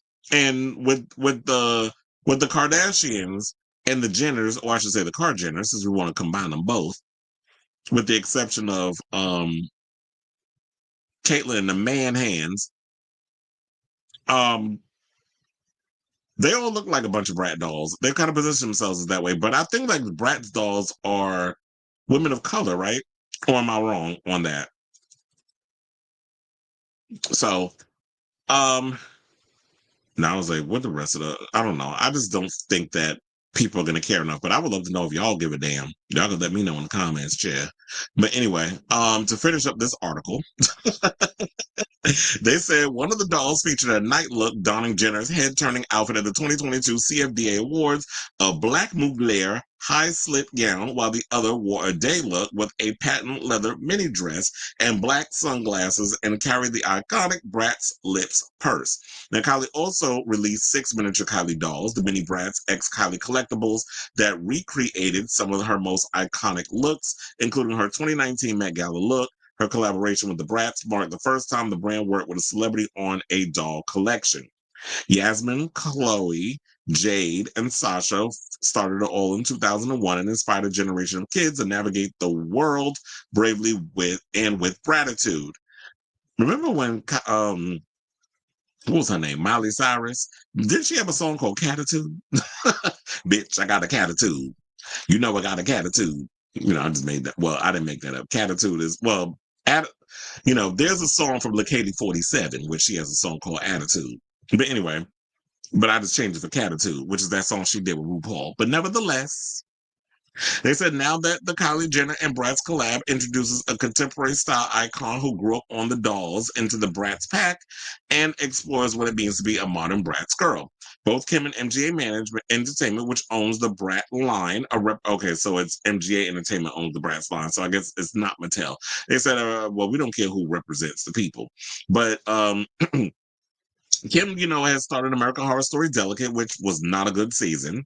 And she's supposed to appear in this movie from screenwriter Natalie Krinsky. She also had roles in Disaster Movie, Tyler Perry's Temptation, Confessions of a Marriage Counselor, CSI New York, Drop Dead Diva. She also has a new show. I forgot the name of it. But she has a new show coming out, I think, with Glenn Close and a bunch of other broads. That's a Ryan Murphy production. That's supposed to be coming out in the fall. That looks relatively interesting. So I am curious to check it out. And I will, I guess, check it out. But in regards to this story, I don't care. I just thought it'd be entertaining to talk about it on here, but I don't know if there's an audience that even cares to see a live action Bratz movie. Y'all didn't care about the first one.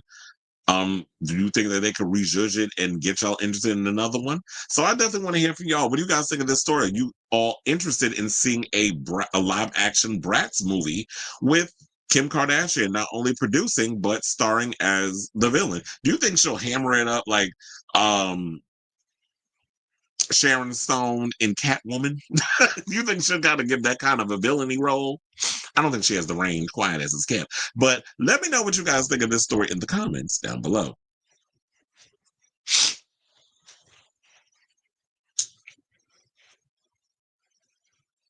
All right. And you said, I know a drag queen photographer slash meme account that always talks about being from Bushwick. I've heard many great things about a Bratz movie. Oh yeah. No, I love Bushwick because Bushwick is kind of like it's gentrified, but it's also a little hood. So I kind of like that juxtaposition. That's what I like about it. I like if you got an area that's cleaned up, but it's still got a little edge to it. So and and on top of that, a lot of homosexuals live out there in Brooklyn. So easy pickings. A Bratz movie was made in the 2000s where the dolls were very popular outside of Barbie, but the movie was terrible. It had unknown actors. It was very, very poor in quality. Well, I guess with Kim being behind it, maybe they'll have higher quality, but the fact of the matter is, do people even care? You said, don't ever disrespect Bratz by comparing them to. I said, look, if you look at them girls, you're not gonna sit up here and tell me they don't look like no damn human Bratz dolls with all that shit all that fix a flat they got in their ass and all them injections in their mouth.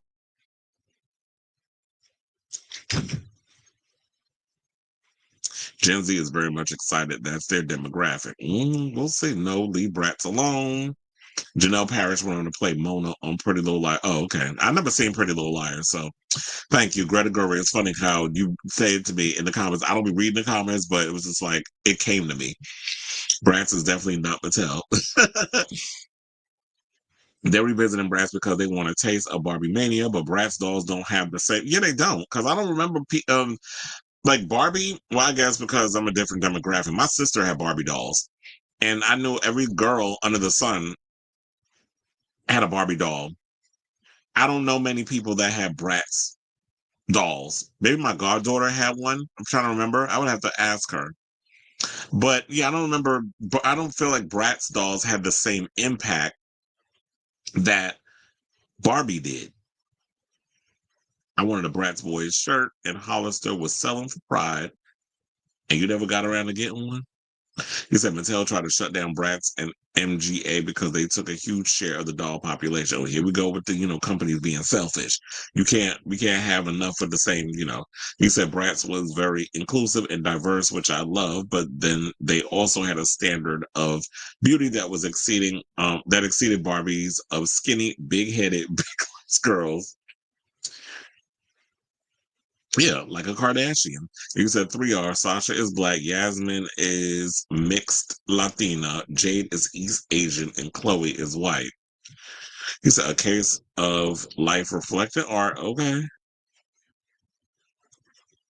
Wait, you said there what? What's that word? He said, I'll probably check it out, but I won't be wearing pink and going a day early to watch it in cinemas. Barbie will always be one of my favorite films of all time.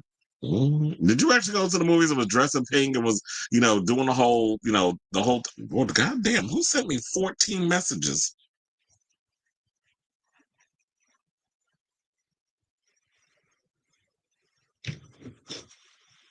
I'll check all that later. They're enacting the Communist case of 1954 in Congress. If approved, it will make Mamdani illegal for whatever. They're gonna try every goddamn stunt under the sun. Jim and Jim and the Hollow Souls. Jim and the Holograms. That movie was bad too. Because she's, if you don't believe in your delusions, no one else will. So She got to keep believing in delusions of grandeur. You said, yeah, it was that serious for me. I miss Barbie Summer. Barbenheimer. John Jacob Barbenheimer Schmitz. He was my friend too. Or his name was my name too. But anyway, speaking of homosexuals, since we on that whole thing with Bratz and things, let's talk about this mess. So apparently we got a fallout from the Michael Tait situation with the Christian, music industry and all that other stuff that was coming out about him. Although we had Haley Williams from Paramore who came out and said, like, come on, child. Like, she's been around long enough to know, and coming from that world, they all knew about what Michael Tait was doing, but they looked the other way because Michael Tait was making them a shit ton of money, as a part of the Christian music industry. But now, because they were doing their little investigations, people were coming out with little things here and there. Lawsuits, I guess, was being filed, and they were trying to make things go away. Now there's been a huge fallout from the situation, especially the rest of the band, because Michael Tait left Newsboys, but now the band has said that they've kind of been ostracized because of Michael's actions. So contemporary Christian group Newsboys has reportedly been dropped by its record label, Capital Christian Music Group, after recent allegations of SA and drug and alcohol abuse were brought up against the group's former lead singer, Michael Tait. Now, in a video taken during the group's performance at Elevate Music Festival at Highlands Church in Scottsdale, Arizona on Sunday, that would be June 22nd, Newsboys band member Adam Aggie told members of the audience, quote, "We've been dropped from our record label. We've had record stations pull our music. We've been canceled by promoters and venues all over the world," end quote. Now, Aggie was joined on stage by fellow bandmates Jody Davis, not Jeff Frankenstein, and Duncan Phillips as they addressed the fallout that the band has experienced in the weeks since. Saying, quote, "A few weeks ago, our world was rocked by the devastating news about what that confession and what that double life really was." This is according to Aggie. They said, "We were shocked because in January, he had mentioned a few things about substance abuse and some personal struggles he was having at home when he wasn't on the road, but never anything of the magnitude of what we read and what was reported, and never anything ever, just anything that could have made us think that he could possibly be a danger to others or anything like that." The Aggie added, he said, "He was our brother. He was our friend to our families. It's just been devastating to us. Our families have felt like our names have been dragged through the mud because of all this, and it really, really hurt our kids." Well, I think maybe you're coming out with all this because he unfortunately had to hide this double life. The fact of the matter was that, and I'm not excusing the behavior, but the fact of the matter is when you deal with a lot of these people, these self-hating homosexuals, the ones that have grown up in something like the Christian church, where you are told homosexuality is a sin, that you're going to hell, that what you're doing is an abomination, when there's a lot of other things that goes on up in the church that's hypocritical, that should be abominable, but y'all look the other way. But having same-sex attractions, that, of course, is the sin of all sins that y'all want to focus on. And the fact of the matter was that Michael Tait could not be his authentic self because of the way he's been indoctrinated in that world of being a Christian. He had to split himself into two and live double lives. And unfortunately, with him drinking and using, self-medicating and doing drugs and all this other stuff, so that way it gave him the courage to be inappropriate when it should be all about loving thy neighbor and not worrying about whatever sin in the situation. That's supposed to be, and since y'all believe in God and stuff, that's supposed to be up to him at the end of the day, right? That's supposed to be up his judgment at the end of the day, not you playing judge, jury, and executioner and spewing all this homophobia, which a lot of these churches still do. Where there was one pastor that recently said, I can't remember his name, but he recently said that, like gay people should be lined up and shot. And you have people in the church, hollering and clapping like a bunch of damn tight-ass seals, agreeing with him. So when you're spreading this type of hate in a church, it's supposed to be about love and community, then this is why Michael Tait's got to do the things that he does, or people like him do what they do to other people. The sexual misconduct, the abuse, and all those things. So yeah, unfortunately, he couldn't be open and honest enough with his people in the group because y'all probably had them same ideologies where you would condemn him and things of that nature. And you already know, like when it comes to the industry, how people are so quick to look the other way because you're making the money. Anyway, so let's get back into the topics because I just had to get that off my chest before I forget. So, reps for Capital Christian Music Group have not responded to Billboard's request for comment. Now, for the label, the group released the album Stand in 2021, Worldwide Revival Part 1 in 2024, and Worldwide Revival Deluxe in May. Now, Tait abruptly exited the band in January just before the group's worldwide revival tour dates for 2025 was set to begin.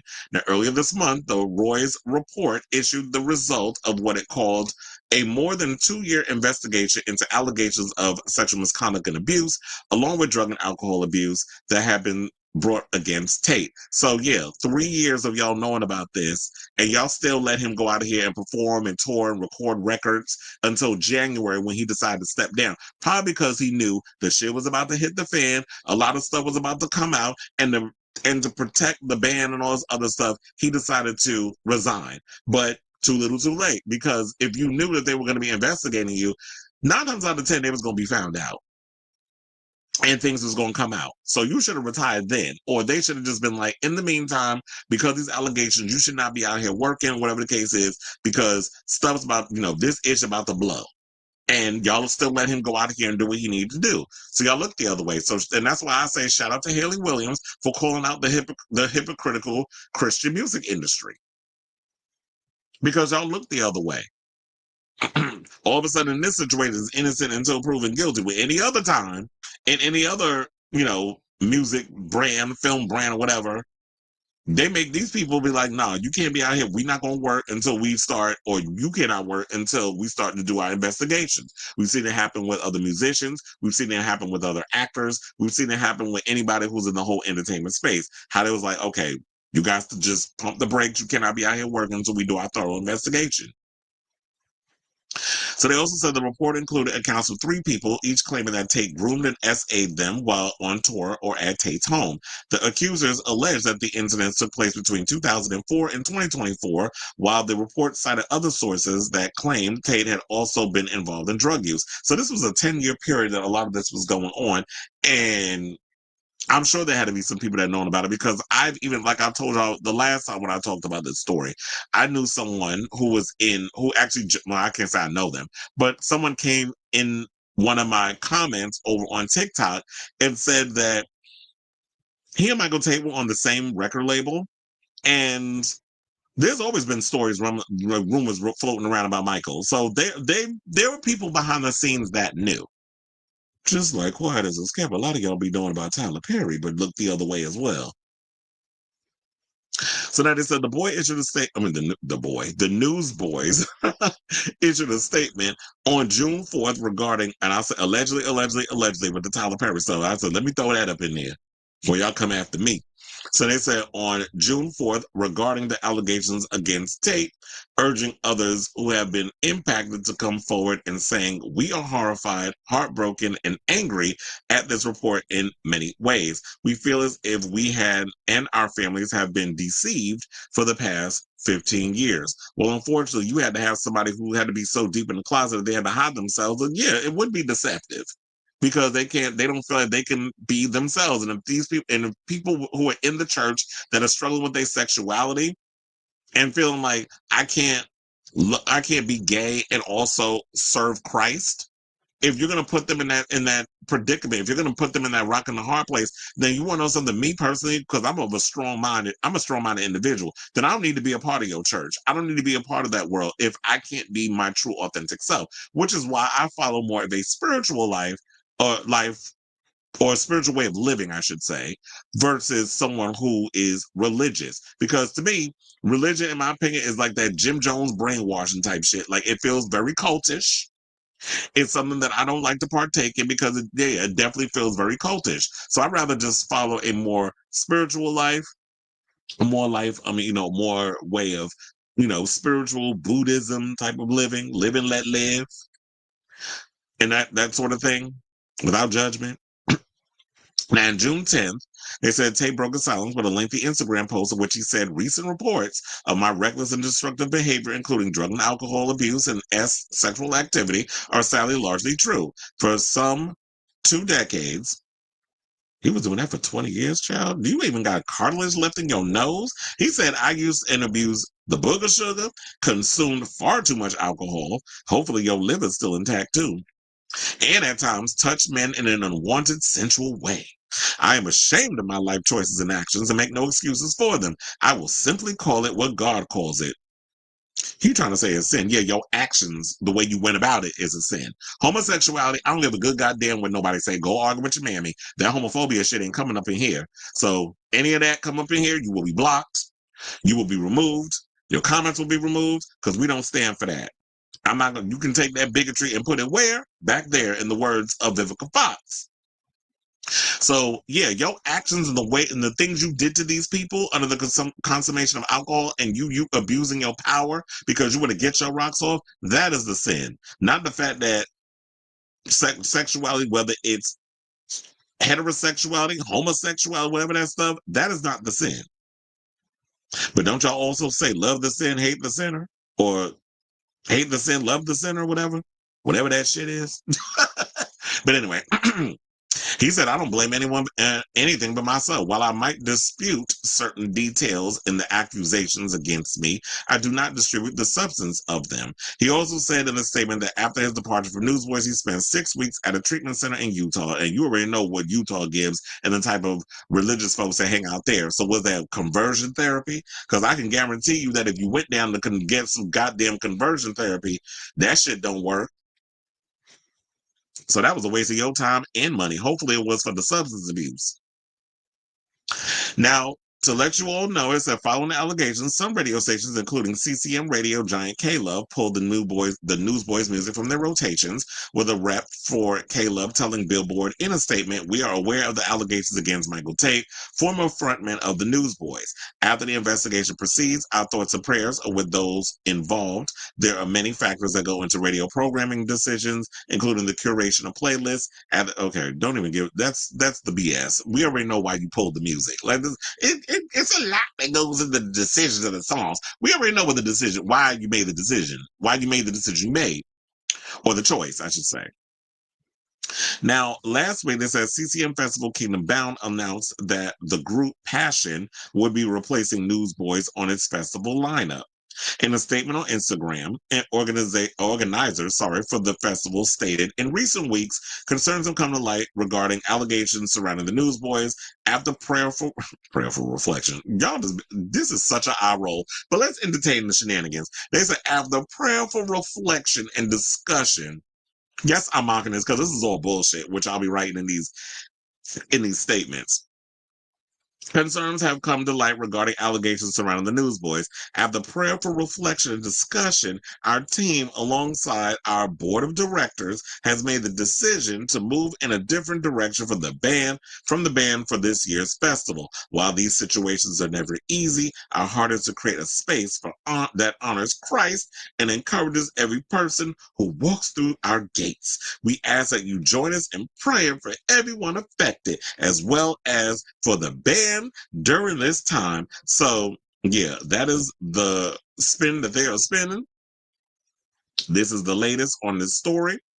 And Michael Tait, you are a hot mess. And I do feel bad for the Newsboys because it's like, yeah, we just want to be out here singing. And unfortunately, we got hit with that stray. And some people always think that y'all, even if you didn't know, that a lot of times y'all had y'all suspicions or something's going on in that situation but y'all just look the other way because a lot of people will look the other way in a lot of these situations, especially if you throw God and Jesus and shit. Just as when it comes to Tyler Perry, a lot of his stuff and a lot of his movies and stuff be problematic, how he be out here making millions off of the pain of black folks, particularly women. But if you throw Jesus in some stuff, and like I said before, he loved playing Medea.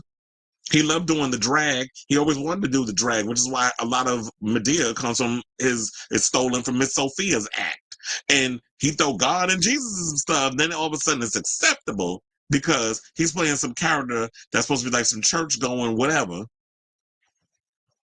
But we're not really gonna look at the queer undertones that's in that character that he playing.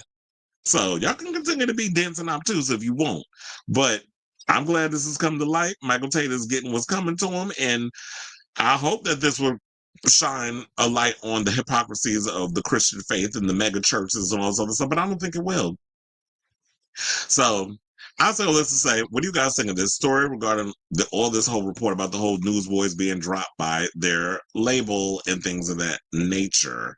So let me know what you guys think of this story in the comments down below. I don't know why I just came across seeing this day where you said Lady Gaga and Elton John worry performing at Jeff Bezos' wedding will impact their brands. Oh, I need to look into that story. Maybe we'll bring that on tomorrow. But, child, why would you perform at Jeff Bezos' wedding if that's what you're worried about? Then don't perform. It's that simple.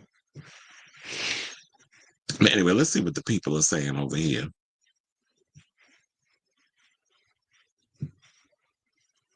You said new Catcher album track this Friday. How many damn songs you gonna release? You gonna be like, oh my God, what's the girl name from Little Mix? She gonna be out like her. You gonna release half the album on the internet before the album come out? I mean, the album come out next week, don't it? July 4th. Yeah, because I forget, this week is the 25th. So yeah, next week Catcher's album comes out. Lady Gaga's afraid that, yeah. Why would you perform a 2-hour mayhem show? Like, why you giving them a full-on concert? What kind of shit is that? And you said, will hurt her brand. She was paid $750 million. She was paid $750 million to do a mayhem show for free. Well, it's not free if you're getting paid $750 million. But if the money is worth your brand, I mean, is worth it more so than your brand, then I'd say do it. You think Jennifer Lopez and Beyonce be caring? They would go to Dubai to do shows. And you already know how people feel about what's going on in Dubai and things of that nature. But that ain't stopped them from making the money. So Gaga, if the money is more important, then I'm sure the little monsters will forgive you. I mean, at least if I got $750 in the bank, I don't have to worry about really going out here and really trying to work to make money as an artist. Because I'm like, I got $750 million. Well, after taxes, I'm sure it's going to be less than that. I don't know how much it's going to be after taxes. Y'all can put that in the chat. I ain't got time to do the math. But you'll have that, but you still not going to be a billionaire like Taylor Swift. It's I've never hid my religious upbringing and the harm it caused me. So I get Tate's struggle, but don't excuse his acts. So my late coming out was because I did not want to be yet another tale like his. Oh, he said, as for his bandmates' anger, I feel that's a degree of deflecting. So folks don't look absolutely. And that's why I was calling. I was like, I'm sure y'all had an inclination because they said this stuff was going on for 10 years. Like I told you before, there was somebody who jumped in the comments over on my TikTok when I posted it. And he was like, they were on the same label. There was always rumblings happening behind the scenes. And so y'all were aware. You just looked the other way and thought that, as long as he prays it away and keeps it at bay or whatever the case is, like he's the Incredible Hulk, apparently. He keeps the beast, hidden or whatever. He keeps it submerged, even though he wasn't, because he was drinking and doing drugs, which gave him kind of like the courage to go out and be inappropriate with men. But it's like, child, you ain't had to do that. You just went down to the club and hunt a couple of boys, but don't do it in the neighborhood. I mean, the areas where you would get clocked, unless you never know. There'd be a lot, you'd be surprised. There'd be a lot of Christians, that serve the Lord during the day, and at the night, during the night, they be at the Red Rooster. You know what I'm talking about, Linnea. The Red Rooster in the back room with the red light special with their cheeks parted, taking loads. Not judging, I'm just saying. Linnea and I I'll say we've attended the Red Rooster quite a few times. That was actually my spot. One of my favorite people used to work there. May he rest in peace, Mona Foot. But that was her drag name, Mona Foot. Attitude was a tour track and not. Oh, okay. Wait. When we say Attitude, I was talking about the Kelly 47. That was on her album. You said paid a $750 Yeah, that doesn't make sense because it's like you can't be like $750 million because I'm like, it's not free. You're being paid $750 million to show up. And to me, it's like, that's dumb because that 750 million, you could have put that towards things in the country, but you want to pay that for a performance? I mean, no shade. Y'all might have to be mad at me, but I wouldn't turn $750 million down if I was given that to perform. That's some good coin. And I could use that money towards business endeavors. Like maybe even like being an independent artist. But she's probably gonna take that money. She's gotta pay the dancers, she's gotta pay the band, she's gotta pay all the people. And my thing would be, okay, if she does the performance, does that mean that does she have to build a set? Like the Mayhem Tour set, does she have to bring that out there at the reception and perform the whole show? And would people actually be paying attention to it? Because I feel like the guest is gonna show up to Jeff Bezos' wedding. It's gonna be boring. Like you got Ivanka Trump and all them up in there. Like they don't know how to have fun.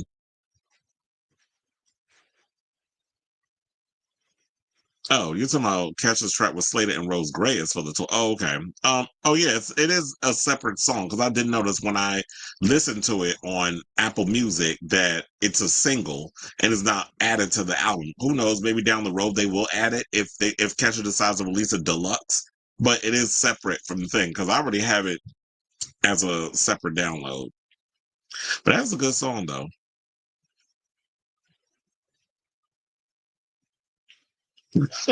Look, I didn't just call you out. I called me out too. It's like we love the Red Rooster. We ain't say what the real name is, but I call it the Red Rooster. You said, but just proves how far I've come. Exactly. But anyway, okay, let's get into this mess. So apparently, Offset has a thing for Sabrina Cooper, Sabrina Carpenter, because he did a little interview, I believe, on what was it? It was some girl by the name of Anna Guzman. I do have the clip from Complex, and child, when I first saw this video, I cackled because I'm like, we gotta protect Sabrina's coochie. We got at all costs keep her away from him because we already know when it comes to Offset's community peen, the minute he puts his peen anywhere in close proximity, 6 degrees or 6 inches away from the coochie, girls end up pregnant. He didn't even got to penetrate you, and they end up pregnant. Just ask Cardi B and his other baby mamas. And if Sabrina was smart, well, I don't think she'd ever give him the time of day. But anyway, let's play this clip, and then we'll come back and we'll talk. Please hold. How you get this right? She just guessed this. Oh, that's crazy. That's crazy. Well, think about your love life. Mm-hmm. Do you have a celebrity crush right now? Someone we would all know. Celebrity crush. Don't say it out loud. Okay. Just yet. Does she know you have a crush on her? Nah. Nah, you've never put it out there? Nah. You don't want to call her out right now? You said don't say it. Wait. It's an artist? Yeah. Okay, so it's not an actor. It's not an actor. What's your favorite song by her? You put me on the spot. Oh, you don't know her songs? I know her songs, but I just feel like artistically, like she got it all together. So I wrote this earlier. When we look at it, when we read it? Yeah. You didn't tell anybody, right? No, I ain't telling anybody. How you? This is cap. There's no way. Man, this cap. I ain't never said this before. Sabrina Carpenter. Sabrina Carpenter is your type? First of all, did that girl remind you of Jeannie Mai? When I was looking at her, I'm like, Jeannie, is that you, girl? But no, it's not her. But of course, after he went and declared who his crush is, the people had to jump in the comments. And let's read some of them. So one person said, Offset, you have no type. That's what you meant to write. Offset, you have no type. Anything that moves, huh? Another person posted a Nini meme. Another person said, this got to be the corniest ninja after Safari and Drake. Another person said, I just know his new girlfriend be going through hell. I'm so happy Belle Collins freed herself. That'd be Cardi's government name.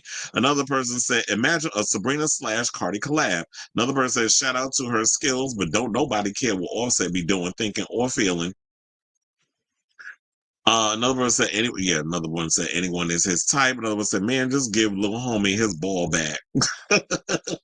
Another person said, Cardi left his face changed.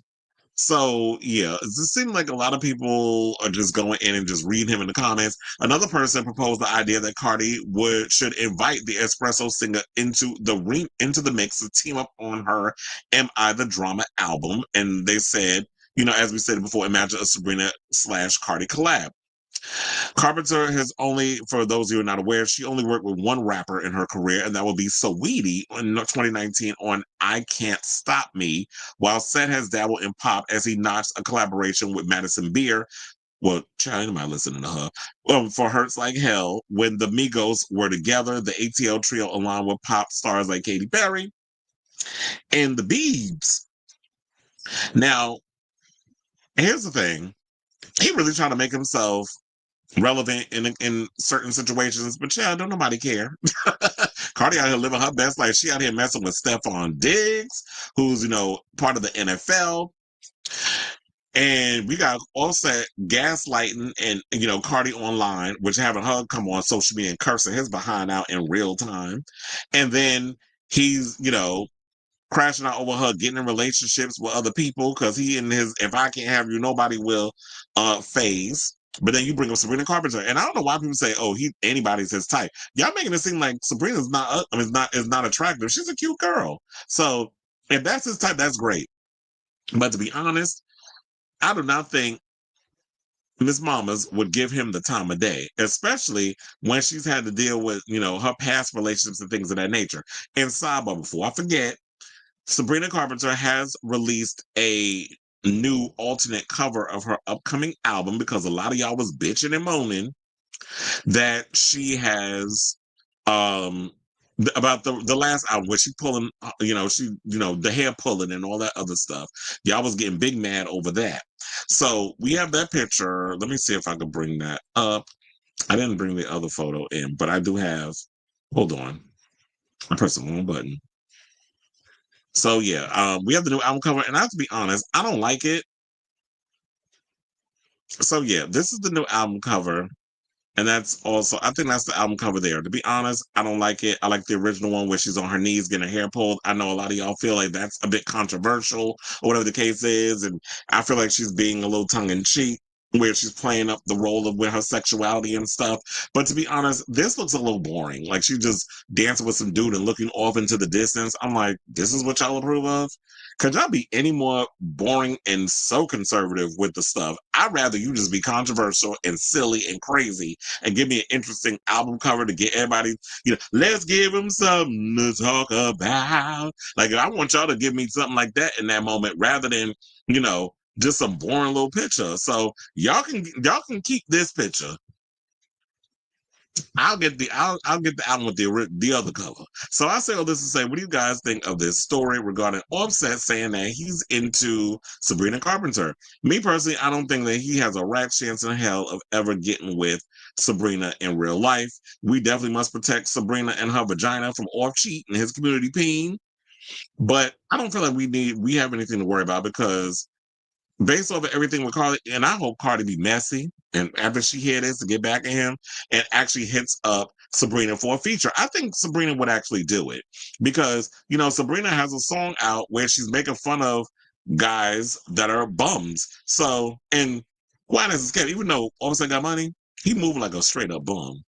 So this would be appropriate to have her do a song to kind of call him out and jump in with, even on Cardi's new single, have her do a feature or something or another.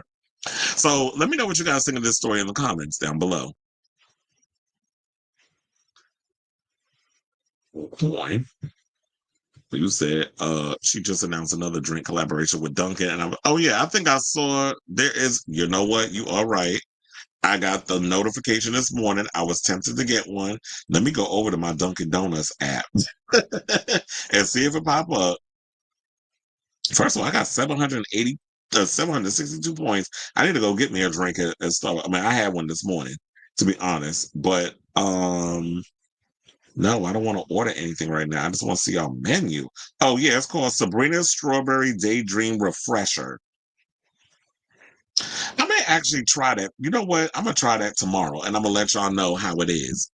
But yeah, so I totally didn't realize, put two and two. I did think about it, but I was like, I didn't know that was a Sabrina Carpenter drink. So I was like, ooh, maybe I need to try that.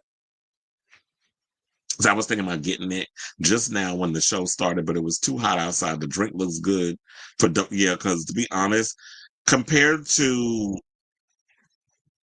like if we were to compare Dunkin' Donuts refreshers to Starbucks refreshers taste way better. I don't know. There's something about I be feeling like if I drink anything from Dunkin' Donuts, I'm about 1 foot away from getting diabetes, but I get it anyway. So yeah, I might actually try that tomorrow. No, she don't. She don't want to be dealing with somebody that got a whole bunch of other kids. On top of you got to deal with Cardi and her kid. She needs to stay away from that man. Cardi might chop her. Do you think Cardi will actually care versus how Offset be acting when he get with other women?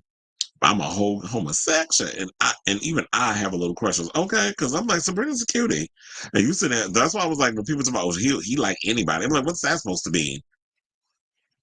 I saw a viral tweet yesterday about Madison Beer. It was something along the lines of, she's too beautiful. What the hell does that mean? There'd be a lot of pretty girls that are main pop girls. I don't remember the exact tweet, but it was something like that. Well, whoever wrote that tweet sounds dumb. I also saw one woman say Madison makes other women insecure because she's so pretty. The struggles of being beautiful. But y'all need to get over your own insecurities. This alternative cover shows no personality or would interest me whatsoever. Absolutely. Now she should stay on her knees. I do like man. I mean, Manchild's like, but if you want to if you want to get Cardi B on a remix and kind of zhuzh it up a little bit, even though there's some cousins in the song, or if Cardi wants to get Sabrina on a outside feature or any one of the songs, because we don't even know what the name of the songs are on the Cardi B album. She hasn't released the track list. All we know is Whopping Up is on it, which people are complaining about. An official Olivia Newton-John is coming to Netflix. What, a documentary? There's a lot of good stuff coming out on Netflix.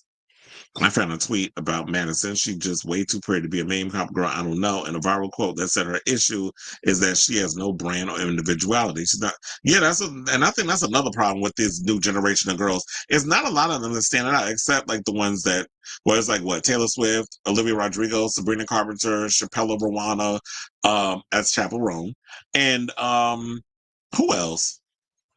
Billie Eilish. Like these girls stand out in their own little way. But yeah, Madison Beer doesn't really stand out to me. Tate McRae doesn't really stand out to me. Who's the other one that just released the album that came out that loves Madonna? See, look, I can't remember her name. If you look at Madison, she's very naturally beautiful. No wonder women are jealous. She's also, oh, is she bisexual? Well, look, she need to get with the masculine presenting bull daggers. Oh, they would chomp her vagina up. They would eat that box like Jaws, honey. Can you imagine? You said, well, Olivia and Sabrina still have some tension, allegedly. Oh, I forgot about them. That there was a little tension going on between them.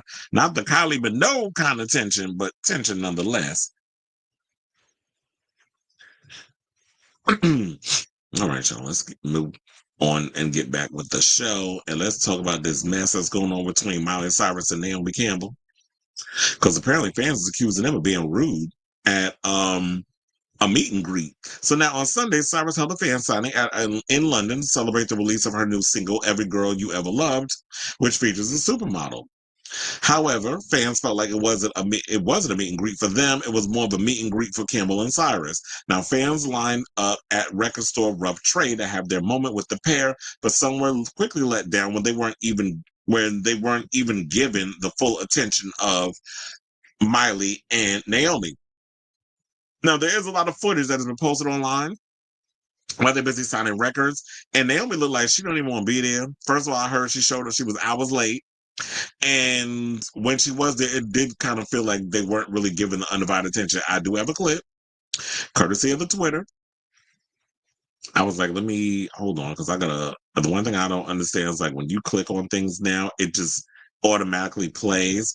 Also, I got to make sure that it's muted because there's music and I don't want to get demonetized.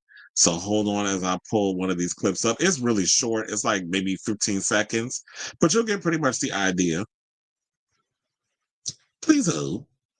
So yeah, you see Naomi Campbell. First of all, I'm living for that wig she got on. And it looked like she would just basically they signed the thing, they were told amongst themselves, the girls right there, it's like, hello, you're gonna pay attention to them. And then once it was signed or whatever, it's just like, okay, you acknowledge her to pass her the pass her the record. And it's like, okay, thank you for coming. Keep the line moving. Like, that's what it was giving.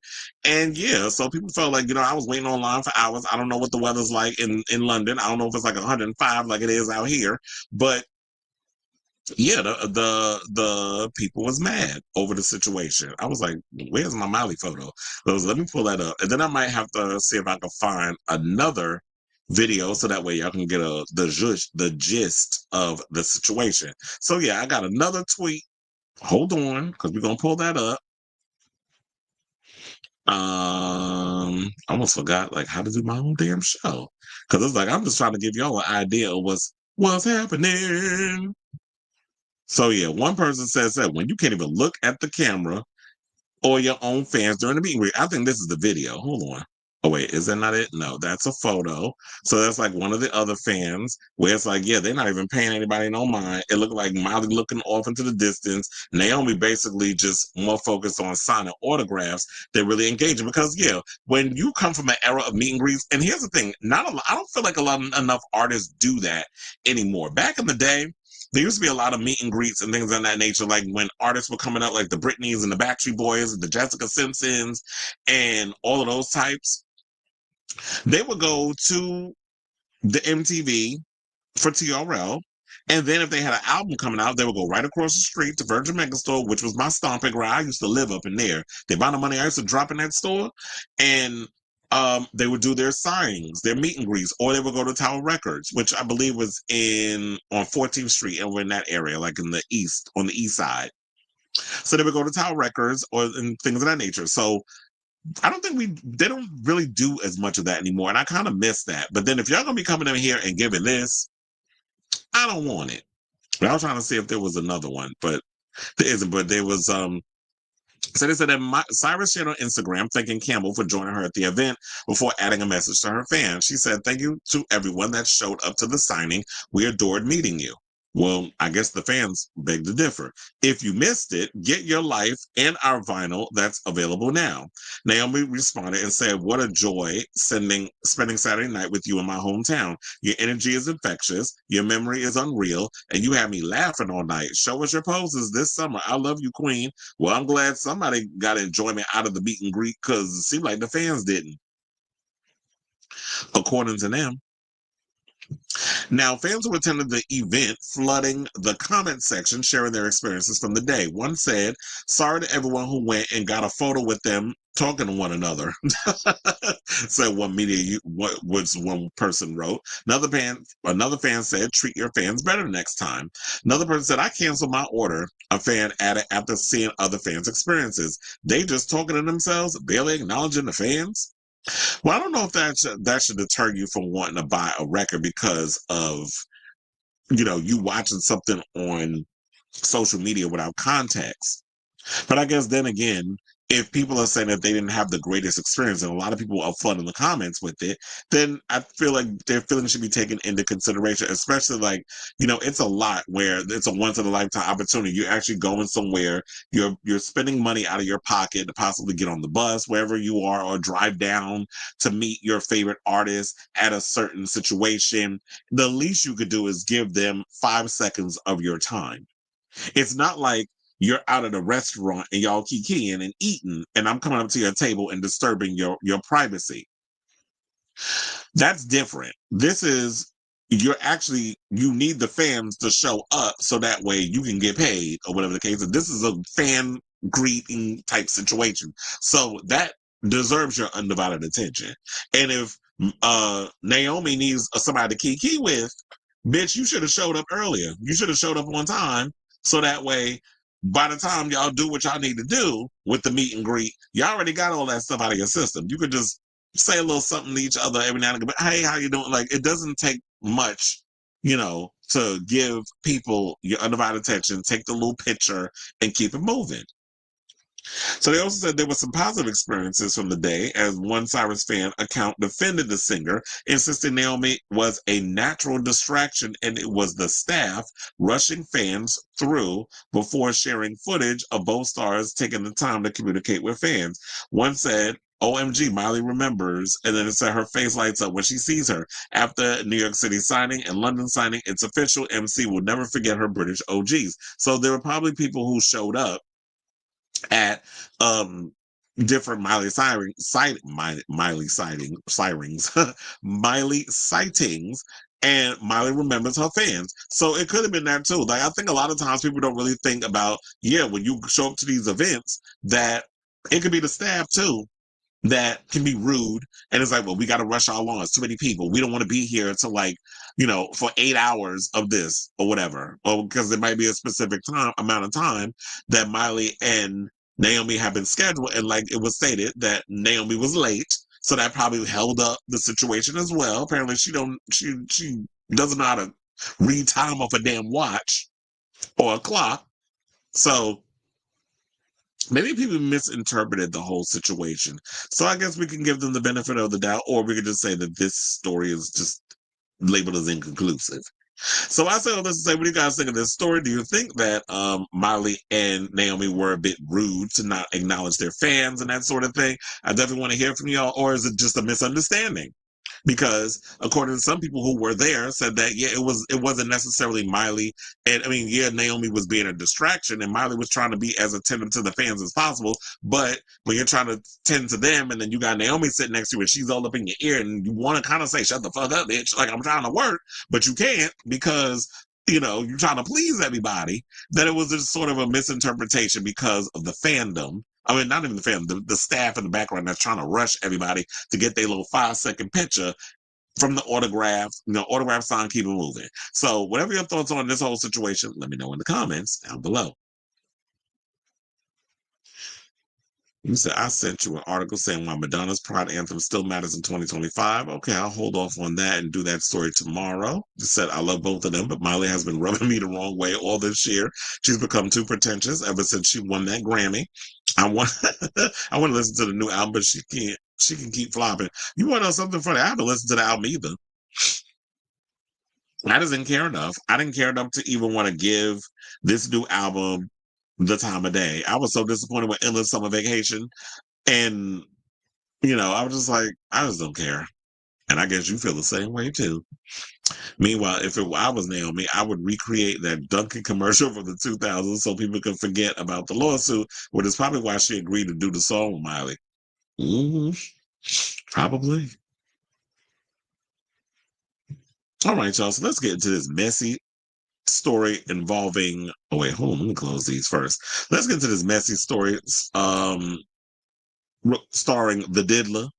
So there's a rumor swirling that Jennifer Lopez may need to watch her back, because apparently, if the Diddler is, gets away with murder, well, I won't say he really killed anybody, but shout out to Viola Davis. But if he gets away with everything that he has done in this whole situation, the word on the curb is that he's going to come and retaliate against Jennifer Lopez, because he feels like she didn't have his back through this whole trial ordeal.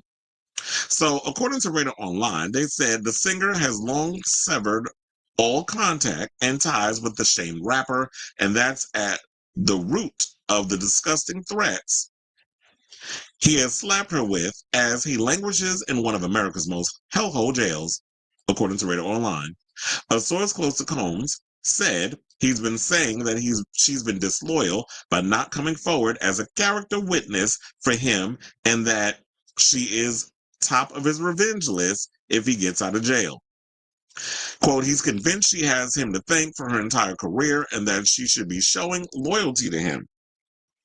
Well, if we're going to be honest, don't we have Tommy Mottola to thank for her career? And the fact that he did a lot of sabotaging or attempted sabotaging of Mariah to actually boost Hanifa's career, but he did bring in, Diddy worked on some tracks, Murder Inc. worked on some tracks, and things was going good for a while. And then she even jumped on the whole bandwagon with working with Rich Harrison, who worked with A. Marie. You know what? I love you, A. Marie, but girl, them vocals have not been going where your voice wants them to go because you've been sounding a mess lately. And y'all want to sit out here and blame Beyonce for snatching her career. I'm like, really? Anyway, I love A. Marie, but girl, the vocals ain't doing it. But speaking of vocals that ain't doing it, let's get back to Jennifer Lopez. So, she's had her things where, and of course, what was it, Red One, when she did the dance album with Love Question Mark. I do like that album. There's a lot of cute little bops on it. But I don't know if I necessarily believe this story all the way. I mean, I would not be surprised if Diddy does go on a revenge tour in a lot of situations. I do feel like he needs to pay for a lot of what he's done to a lot of people because he has a sex addiction problem. He doesn't value human beings.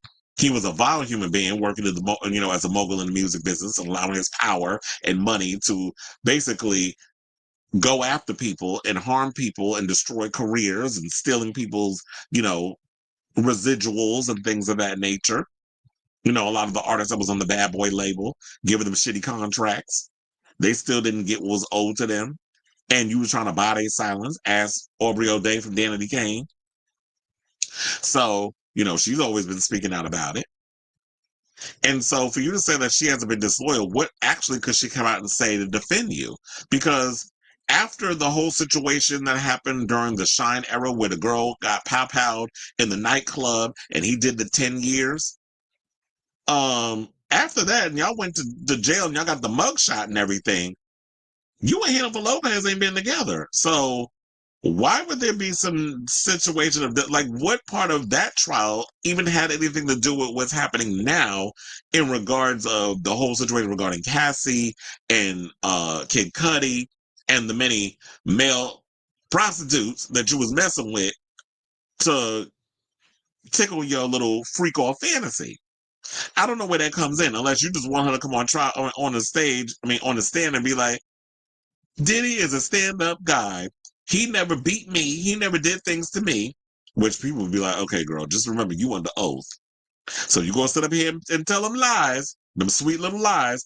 I need you to be like Miley was good because we don't believe you. And so I don't see where she would even need, I don't know where Jennifer Lopez will fit in this whole trial situation. And we've heard many a times from other blogs where they were talking about, it's a possibility she could be called to the stand because of their past, which I never kind of really believed, but whatever. So they said he's planning revenge on everyone he thinks has wronged him from his personal and professional circle. Well, you wronged a lot of people, sir. So if you're going to go after everybody, I guess that list is long. They said, but the insider also laughed and said, Diddy seems to think he has the upper hand. That's how insane that man's ego is. But none of these types of threats are going to make a difference to Jennifer. She's totally done with Diddy and not going to be intimidated by him or anyone else. Yeah, because if there was any opportunity for him to do something, Jennifer Lopez, he would have did that a long time ago when he wasn't even in jail. So that's why I said I'm calling BS on this story. Now, Combs is being held without bail as he faces an array of charges. The allegations, some dating back decades, include allegations of the R word, abuse, and harassment. There's no suggestion Jennifer has any knowledge of the alleged abuse. Well, also, she dated him when they were both at the early stages of their careers. So I don't think she would be aware of any of the stuff that was going on because, yeah, they dated, but I forget how long they dated. They dated maybe a year, possibly 2 years. So, I mean, I'm sure there was cheating going on because Diddy never knew how to close his legs and not have sex with a bunch of other women. But I don't think that she would know any of the stuff that was going on because the freak-off stuff didn't really happen in the early aspects of his career. That all came later on. So now, they also said that they dated. Okay, so it said they dated from 1999 to 2001, and they remained in contact for years. But I don't think that she was messing with him sexually. I do feel like they just remained friendly because you already know, at that time, Jennifer was playing relationship hopscotch with many a men, whether she was marrying them or dating them. Now, source said Diddy and Jennifer had a meaningful relationship and remained in contact long after it ended. He really thought she'd reach out and show at least some support, even if she wasn't willing to testify for him. Her backing would have carried real weight, especially with her influence in the industry. But she's kept completely quiet, and to Diddy, that feels like an ultimate betrayal. Well, her influence in the industry, first of all, Jennifer was going through her mess anyway. Last year, everybody hated her guts. It's like she couldn't catch like what Katy Perry's going through this year. Jennifer went through last year, where it was just like people was tired of her. People didn't want to be dealing with her shenanigans. They was reading her down to the floor, saying that she can't even keep a man. She is a problem. She's got some type of deep-rooted issue she need to work out. She's a nuisance. She's a nightmare to work with. She's rude to the fans or regular people. She don't want nobody looking at her. Like there was a whole bunch of stuff coming out. And then when that video of her declaring her love for Ben Affleck and trying to shout her relationship with the rooftops, which he didn't pretty much like. And I think there was just a lot going on in her relationship with him. She had time to be sitting there thinking about her ex, let alone her dealing with going through her current divorce and raising her children and trying to get her career back on track. She ain't got time to think about the diddler. So it also said that Fox, because I see a Fox in here, Jamie Foxx name. That's why I was like, I messed up. But anyway, let me go back and see what they were saying. And they said Combs is also said to be out to get all the celebs who reveled in his now infamous parties, including Jamie Foxx and Ashton Kutcher, but who have now treated him like he has the plague. Well, quiet as this kept all that sex you was having, you had something. It may not have been a plague, but it was some type of STI. Now, court proceedings have already seen weeks of graphic testimony against the diddler, including allegations he forced women into sex acts at drug-fueled freak-offs, events held off the radar for years and attended by A-listers and sex workers. Now, in one particular disturbing account, a woman claimed the rapper dangled her from a balcony and threatened to unalive her. So they say even though Lopez, also 55, has not publicly commented on the case, she has faced scrutiny from her ex-husband Ohani Noah, who's 50, who accused her in a social media post of attending one of Combs' infamous parties. Now in October, he wrote online about attending the bashes and said, but my ex-wife, Jennifer Lopez, aka J-Lo, did ... ask her. Now, when Miami police raided Combs' mansion, they discovered an arsenal of weapons and drugs, blah, blah, blah, so on and so forth. We already know those details, so we don't need to go into it. But they said in past years, Jennifer spoke favorably about Combs, saying in 2014, he taught me so many things, adding there was still mutual respect and admiration. Yeah, because when she was trying to move and shake through the industry, she knew who she needed to latch on to have the career she needed to have. Between Tommy Mottola helping her out with her career and her being the mascot for trying to sabotage some things with Mariah, which is why Mariah don't know her. Between Diddy and her being in a relationship, he definitely helped move and shake her around and introduce her to the producers and the people she needed to work with in the music industry to keep that career going. And then Mark Anthony. Remember, Mark Anthony, wasn't he with Diana Torres at the time when they started messing around? Because remember during the No Me Ames era, that was on the first album.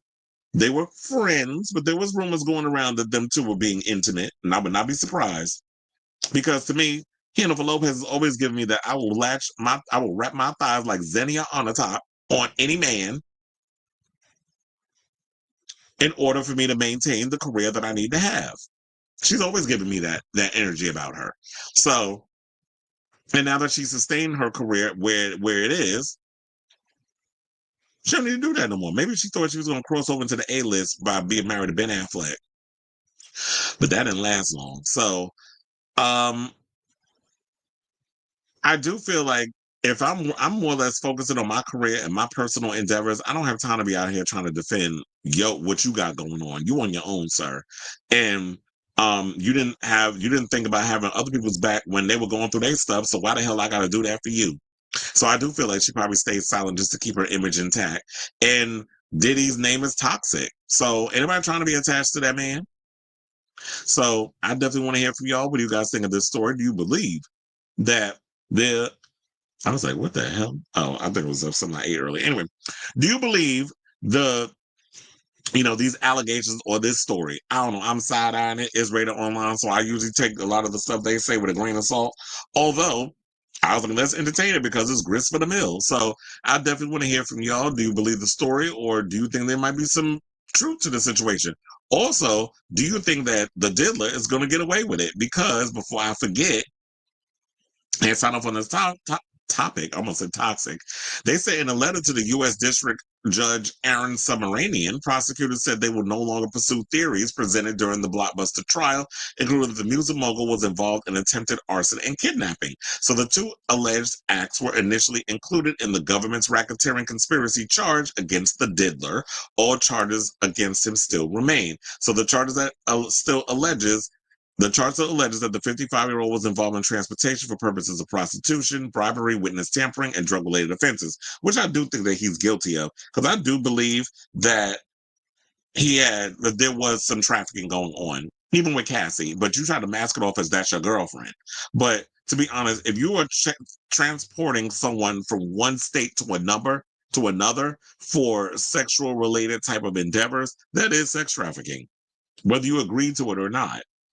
Like, if the loophole, I'm sure there's like little loopholes and stuff, but if you really think about it, that is kind of like sex trafficking. So they said the government is no longer planning to proceed on those theories of liability, so instructions are no longer necessary, according to what prosecutors wrote in the letter. The decision was made as a way to streamline the jury's instructions, which are being discussed in court today between lawyers and the judge. So the arson allegations stem from rapper Kid Cudi's testimony, where he claims that Combs broke into his home after discovering his relationship with Cassie, and they broke into his Porsche. And remember, they said they set a fire to the car in the driveway, which I think they dropped it through the rooftop. And the pictures I saw, it was like, yeah, they basically damaged the seat. So they also said that these allegations were being dropped as there was no standalone charge for them in the first place. So yeah, that's the latest on the Diddy case. I'll definitely keep you guys abreast of that story as it develops, because I believe they're supposed to come up with a verdict this week. I'm like, damn, is 4 weeks up already? Because they did say this trial was going to take about 4 weeks. So I definitely want to hear from y'all what you guys think of this story and the charges and all that other stuff. So let me know what you guys think of this story in the comments down below.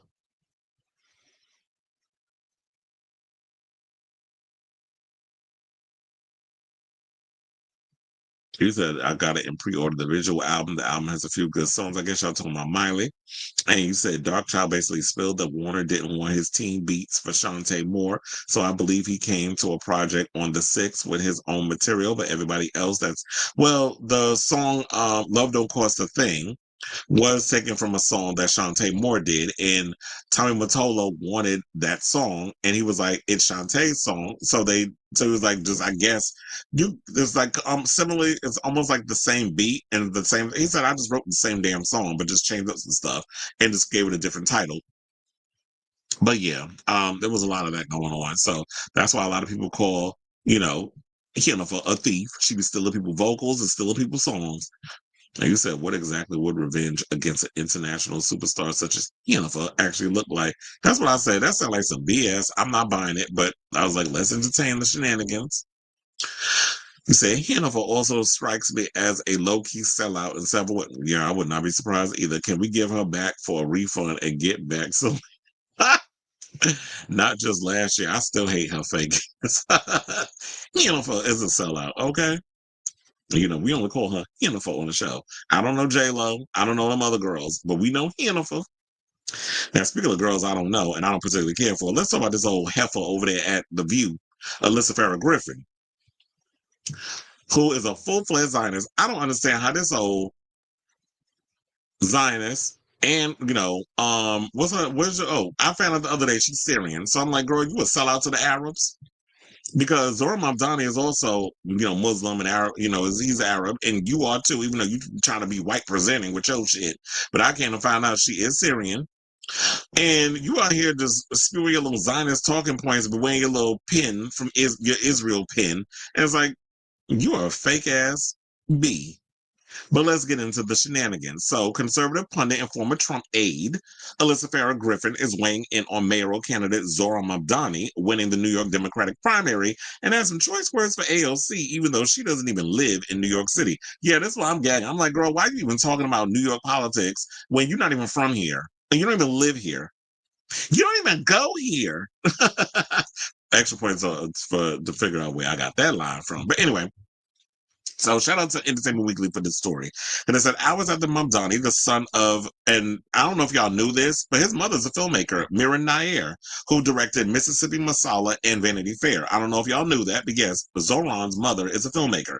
But anyway, and his father is Mahmoud Mamdani, who I believe works in the medical industry, if I'm not mistaken. He said he won the city's Democratic mayoral primary against Andrew Cuomo, the former Donald Trump associate, criticized both Mamdani and AOC during a wider discussion about her ex-boss's public condemnation on the latter, saying, quote, AOC, listen, she is smart, sharp voice on the left, but I've got to say, Donald Trump is dying to have this fight with her because he wants to make her the face of the Democratic Party. So I don't know if anybody is familiar, just to catch y'all up, but recently Donald Trump went in on AOC, said something, and she was like, girl, she said to him, like, girl, I'm from the Bronx. Well, I'm saying girl. She's like, I'm from the Bronx. We eat Queens boys like you for breakfast. And yeah, Donald Trump, unfortunately, is from Queens. I live in Queens. I'm not from Queens. I'm Brooklyn through and through. But I was raised in Queens. And I believe he's from like Forest Hills or something or another. But she's right, though. Bronx girls will eat him up like yesterday's tied-ass molded sandwich.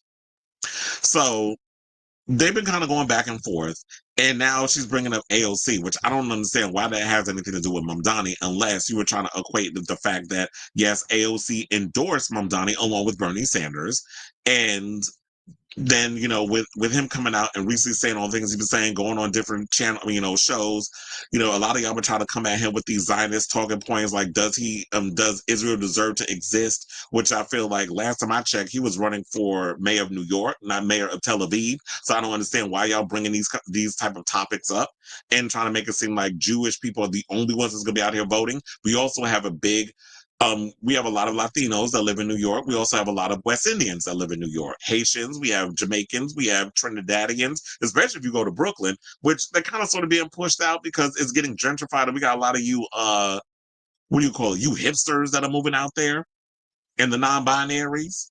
But nevertheless, there's a lot of people who are outside of, I know they only want to prop up like Jews are the only ones that live in New York, which is not true. There's a big Jewish population, especially if you go down to places like Brooklyn or maybe even Forest Hills, like 71st Continental. If you go in that area, there is a big Jewish population. But then also, if you go to certain parts of Queens, like Jackson Heights and those other stuff, we have a huge Latin population. So for them to only make it seem like it should be only about like Jewish people are the only one whose lives that matter, and that's the only conversation. And then a lot of these Zionist and also Islamophobic comments that, especially a lot of what Cuomo's campaign has been pushing on, and the amount of money, the amount of PAC money that they were spending to try to get him in office, and kind of realize at the end of the day, the people are the one that rose up and was like, nah, we getting tired of your shit, in the words of my girl Erykah Badu. And we're just like, no, we tired of the rich coming in here and making New York City this playground and Disneyland for the wealthy, while the rest of us is out here trying to struggle to make ends meet and got to work multiple jobs, to work. So what Mamdani is asking for is healthcare for everybody. What is it? Like if you have children, you have what is it? Like why can't I think of the word? It's like when you need like babysitters and things of that nature. Like when you need stuff like that. I don't know why I'm drawing a blank on what that's called. Probably because I don't have children. So it's like whatever, like the things that you need in place to help, like with taking care of your kids. If you need like a nanny or whatever the case is. So it's like he's got all these other ideas that he's got in place, and it's just like all these things that are deemed socialist, they're against. And it's like, so actually wanting to have people live a life where they're not trying to keep their, like, regardless of what they do or no matter how hard they work, they still can't keep their head above water. That's considered socialism. That's considered negative. That's considered a bad thing. So when they come out here and they try to use these little weapons and, these things as a negative, it's kind of like we side on you and it's like, okay, so what do you stand for? Because last time I checked, Democrats were supposed to be about Medicare for all and all the other things that a lot of people want, a living wage, raising the minimum wage. Isn't that stuff that Biden ran on and didn't deliver on? So y'all love talking the talk, and y'all like trying to tell people, feeding people a BS narrative, but then y'all don't follow through. Now I'm hoping that Zohran follows through, because I feel like he did judge this feeling of hope and need that we haven't felt in a long time. I would say since Obama ran, we haven't felt like this jazzed up the vote. Because to be honest, when Eric Adams won, he didn't really win by a lot, because a lot of people didn't go out and vote. People weren't really feeling excited for, a change or whatever. People just like, okay, whatever. Whoever y'all pick, it is what it is. Like we don't feel like this sense of hope or things are gonna change. Mamdani represents that. So it's funny how I went on this rant, didn't even finish what Alyssa said, because I know it's like anytime she opens her mouth, she irritates me. I don't know who irritates me more. But I was going to say her or Nutmeg McCain. But I feel like I still, regardless of anything, I can still tolerate Alyssa more than I can tolerate Nutmeg. I was like, hold on. Because I was like, where am I? Now, after all that rant, I forgot where I was at. Anyway, so okay, so she said that she's like, AOC, listen, she's smart, sharp voice on the left, but I gotta say Donald Trump is dying to have this fight with her because she wants to make her the face of the Democratic Party. And remember, she did work, or she was Alyssa was part of Trump's communication team. And the president basically attacked AOC for suggesting he be impeached for how he handled the United States' involvement in bombing Iran's nuclear sites, which come to find out they didn't even bomb the nuclear sites. So all of this was political theater, like everything Trump does. And then let's not forget, Trump recently went and spoke to the press and basically said that, oh, they don't know what the fuck they're doing. I'm like, this, as a president of the United States, is how you talk to the media? Like, you literally out here dropping F-bombs? Like, it's just a regular conversation you have with the homies? So she said, why? Because she's super articulate, smart, and somebody that energizes young people. How many bills has she passed in the law? First of all, aren't you in AOC and Zohran around the same damn age, and this is what you're doing? You are Gen Z. She said, how many bills has she passed in the law? She has less than 1% success legislative record, similar to Bernie Sanders. He had less than a 1% record of actually passing legislation. You always need people who are going to get people energized, but what the country needs is solutions and people who can't just talk about them. You can work across the aisle and they can get them done. I was like, first of all, girl, you don't know what you're talking about. Because number one, well, I don't know what Bernie's thing is. I have to do research on that. You talking about what she has had passed. Ocasio-Cortez has sponsored 69 bills and co-sponsored 1,446 bills across 6 years in office. And for you to sit up here and say, because I feel like that's what you're saying with Zohran. Zohran has passed like 3 bills, and I guess this is because this is something that Cuomo has repeated 80 million times during his campaign. That's the only thing he had going for him in regards to trying to, the only rebuttal he had going against Zohran. But Zohran had everything else. The way that people died under COVID, the old people in the old people home, where they should have been getting help, but you wanted them to stay in the old people home with COVID. A lot of people died on your watch. Also, the sexual harassment allegations and a lot of the bullying and stuff that you've done during your 8 years of governing. And you thinking because your father was Mario Cuomo and you're a Nepo baby, that was in your name recognition alone was going to be enough that was going to get you the vote. So I was going to say, like, what? Yeah, they keep saying, and we keep getting these talking points. Everybody's, he's too extreme to lead. He's dangerous. Like, we've always seen a lot of these comments and stuff when it comes down to it. I was trying to see if I could actually find and pull up what he's standing for. First of all, I did not know he was born in 1991, but then he is 35, so it makes sense. He was born in October 18th, so he a Libra.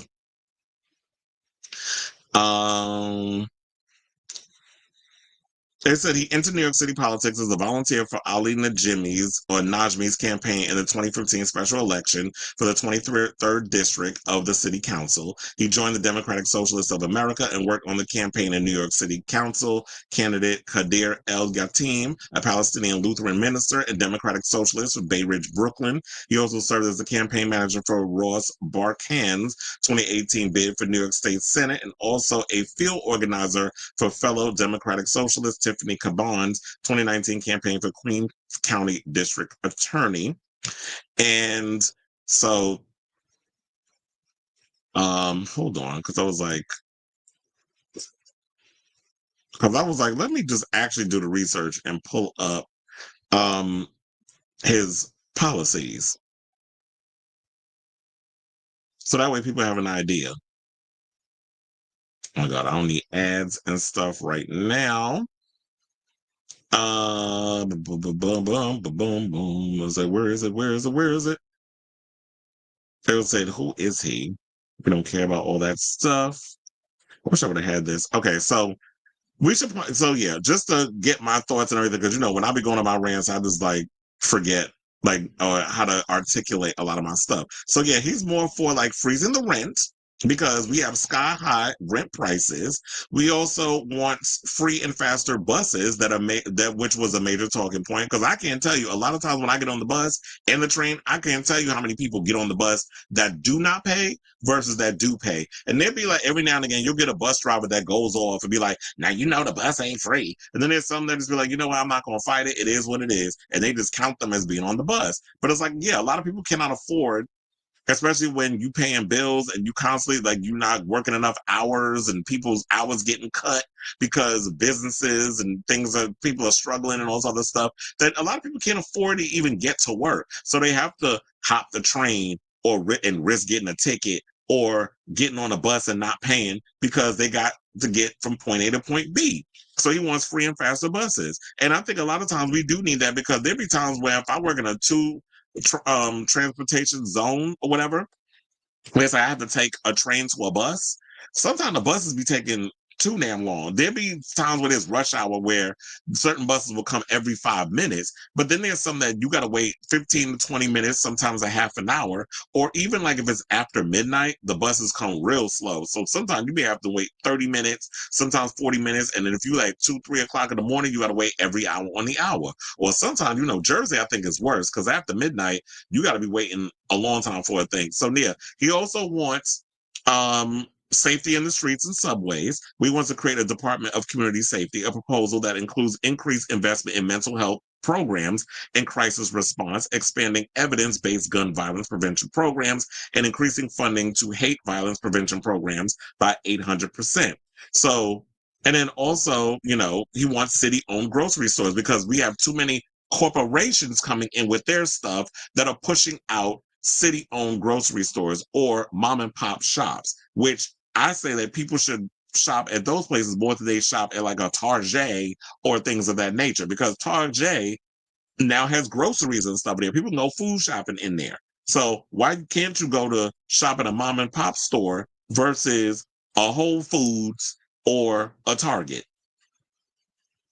So, groceries is expensive. Rent is expensive. So sometimes, and then when you have kids, and that's what it was free childcare. I don't know why I couldn't think of the word. So it was free childcare for every New Yorker aged 6 weeks to 5 years. He also wants to seek to implement and distribution of baby baskets to parents or newborns, which would include items like diapers, baby wipes, nursing pads, postpartum pads, swaddles, books, and local resource guides. So he wants to actually help mothers who are struggling, automatically get a basket that includes diapers, baby wipes, nursing pads, postpartum pads, swaddles, books, and local resource guides. So if you need help or assistance and you can't afford certain things for your kid, that there are resources in New York that they can abide by that would help them get the help that they need and the assistance that they need. He also wants to raise New York City's minimum wage to $30 by 2030 and regulate delivery apps like DoorDash, Grubhub, and Uber Eats to strengthen licensure requirements and expand resources to assist app workers. So, because I don't know if y'all heard, but DoorDash endorsed Cuomo. So that's probably why he probably saying that. And that's why they endorsed Cuomo, because, yeah, he wants to regulate delivery apps and that sort of thing. And I do agree. First of all, $30 is a living wage. $20 an hour, like, well, for me, when I'm working I make about, what is it, $22 an hour working at the Garden City Field, that sort of thing. So I make beyond minimum wage, because the minimum wage in New York is $15. So $30 an hour, I think, is a living wage, or $30 to $32 an hour, especially with the amount of money that is like that we have to pay with bills and things. $30 sounds reasonable. And they're looking at this is a negative. And it's like, why is it a negative? Why can't you pay people a living wage? If you CEOs can afford to give yourselves $200 million a year kickback, or whatever the case is, like bonuses, your crazy bonuses and stuff, then you can afford to pay your employees a living wage, especially if money is coming in. Don't y'all want money for your companies to come in, and then you want to share the wealth? But a lot of y'all are greedy. He also, they were talking about with education, K to 12, includes ensuring equal distribution of money and resources to city schools, creating car-free school streets, expanding the Bronx, because we don't need these stupid-ass city bikes, expanding the Bronx pilot Every Child and Family is Known program to address homelessness in the school system, and on a collegiate level, investing in the CUNY system, because y'all be thinking going to a damn university is way more important than going to like a CUNY and that sort of thing. And I do feel like, and then I want to know, there's another thing, the free lunch situation, because I just heard in Texas, they're not even allowing, they just denied giving kids free school lunch or something or another in that nature. So I think that is something that definitely I want to know about that whole situation with schools. He also champions the Green Schools for a Healthier New York City initiative that seeks to renovate 500 public schools with renewable energy infrastructure and HVAC upgrades, make asphalt schoolyards into green spaces, and build hubs in 50 schools for community emergency situations. And so it all goes. And he also said that he has no problems of going up against Donald Trump, because we saw that video of him out in the street going up against some politicians for a lot of the corruption and stuff they're doing. So if you can go up against them, you think he's scared of that orange fat bastard? I'm not scared of him. He still be out here trying to act like, everybody's supposed to be scared of him. People are laughing at you. So yeah, so after she said all of that, it's like, bitch, well, what are you doing? And then she went on, so I had to point out all of Zohran's policies that you want to sit up here and make those comments. And I don't understand why she's going in on AOC when the conversation is about Zohran. So they said her quotes came moments after the other co-host spoke about Mamdani, described by the Associated Press as a democratic socialist, which they always try to use that as a negative. Though Griffin said she wanted to shift the focus back to more national matter because she and most of the show's viewers don't live in New York City. But here's the thing. The show is based in New York. Y'all do a show over there in Hudson Yard. This is a New York political situation. Therefore, the conversation is going to stay on something in New York. I'm no shade, but we don't give a fuck that you don't live in New York, or that people outside of New York doesn't relate. What they could possibly relate to, how things are unfolding politically in New York with our mayor, maybe you can use that same thing, or that may inspire some people to rise up in other states, be it Texas. I'll throw other names out there, Chicago, Philly, Pennsylvania, wherever you're at. So that should be the thing. I don't understand why you say, well, I don't live in New York. Well, bitch, you make money here. You work in New York. So what are you talking about, Willis? So Griffin, has spoken out against Democratic strategies since Vice President Kamala Harris lost the 2024 presidential election against Trump, even going as far as to spar several times with her View co-host about the topic on air. So just to get through this whole thing, I did write a little paragraph in response to this. So let me get through that, and then we can wrap this up. But hold on, before we get to that, I was like, I've had this picture up enough. Let's change it to this photo, which is the View background. So I put, because I was like, let me just get this out so I don't go on another rant. I said, first of all, no one cares what this self-hating Syrian who used to work for Donald Trump during his first term thinks about the progressive politician with socialist views. Speaking of Donald Trump, since you want to say New Yorkers need a politician with experience to be the mayor of New York, did Donald Trump have any political experience when he became president and you went to work on his first term? People voted for Trump because they believed he would be the antithesis to the political status quo. I mean, it turned out to be a lie, both terms. But when you get to the root of these issues, people are tired of Zionist talking points and rich oligarchs with their greed. People voted for Zohran because while he hasn't been in politics for a long time, which Obama wasn't either when he became president, people are sick and tired of corporate centrist politicians like Cuomo and Eric Adams sucking on the teat of Wall Street, corporate billionaires, and corrupt landlords instead of working for the people who actually voted them in office. This is the same donkey who sat at the Hot Topics table a week ago spewing Zionist talking points and using homosexual people being thrown off buildings to justify America interfering in a war with Iran that Netanyahu baited our idiot-in-chief in getting us involved in. We don't want a non-New Yorker speaking on a progressive who actually wants to bring change and go against the establishment, but will back someone whose entire Nepo baby career in politics has been sucking on the teeth of his billionaire donors and appeasing the status quo. This is why I was shocked, but not surprised, that women and black people voted for Cuomo, then Mamdani.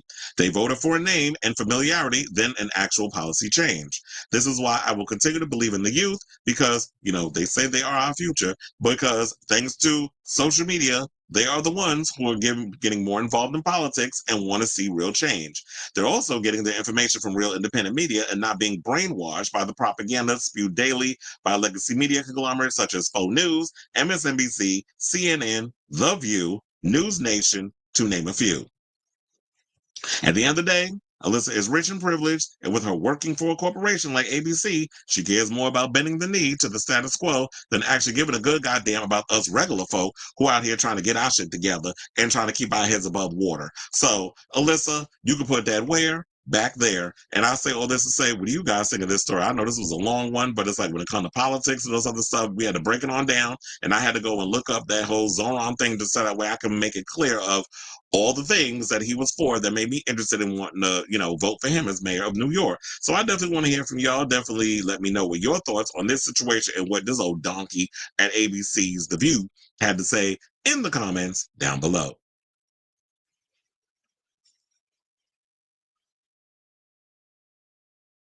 Oh wait, hold on, because I gotta go back up. I feel. Oh wait, hold on, because I feel like I missed a lot of y'all's.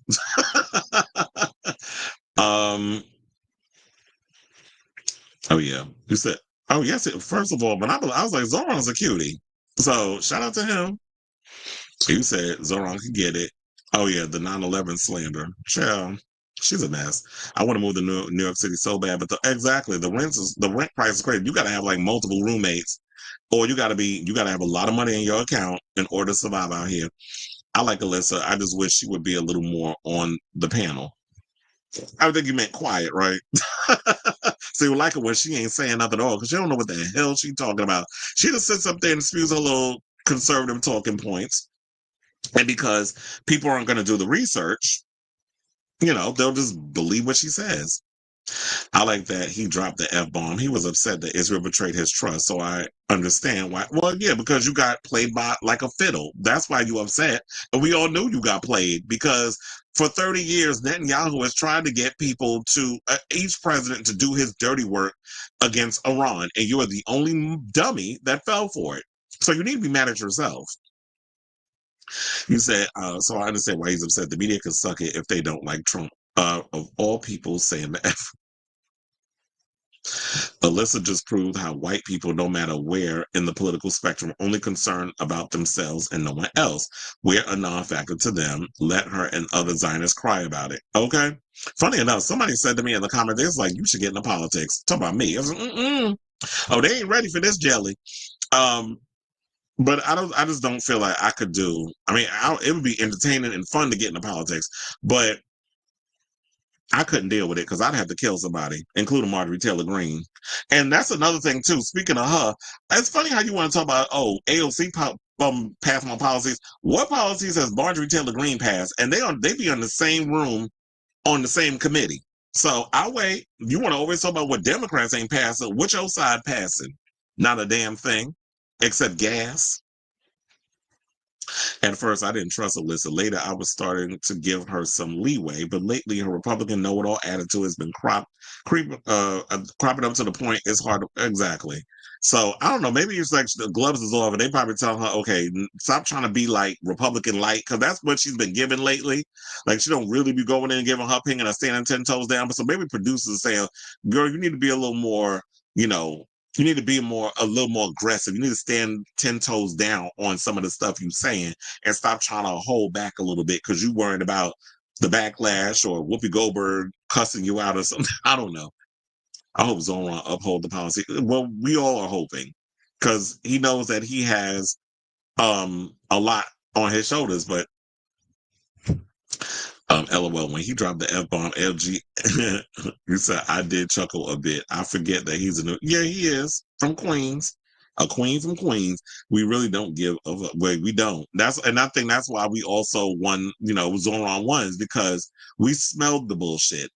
Cuomo felt that him being a Cuomo, his name alone was going to be enough to get people to vote. It's like, no. Y'all doing this whole play possum, when they go low, we go high, the shit. And then we got recently Hakeem Jeffries and the other one, Chuck Schumer, wide back ass, trying to jump in and talk about, oh, we willing to work with you. No, we need to protect him. Just like we need to protect Sabrina Carpenter's vagina from Offset, we need to protect him from Hakeem Jeffries and Chuck Schumer, because we know the type of grifters y'all are. Y'all are APAC whores. It's like, no, we don't need you Zionists trying to jump in on this. But I'm sure y'all low key was supporting Cuomo, because some people just believe it's the better the devil you know than the one you don't. Well, I'd rather dance with the devil I don't, because we already know the devil we gonna get, and I don't want to deal with him for 4 years. Bad enough we got to deal with Eric Adams McGill, gorilla looking ass. I don't want to deal with this idiot, this wannabe mafioso. He said that was a read. That's why I was like, yeah, I had to write that one down, because I was like, let me just read what I wrote in the original article. So that was like, yeah. And it took me a minute to put, but not really. It took me like 2 minutes to write that one. I just had to do the little proofread, the corrections, and then I was like, send.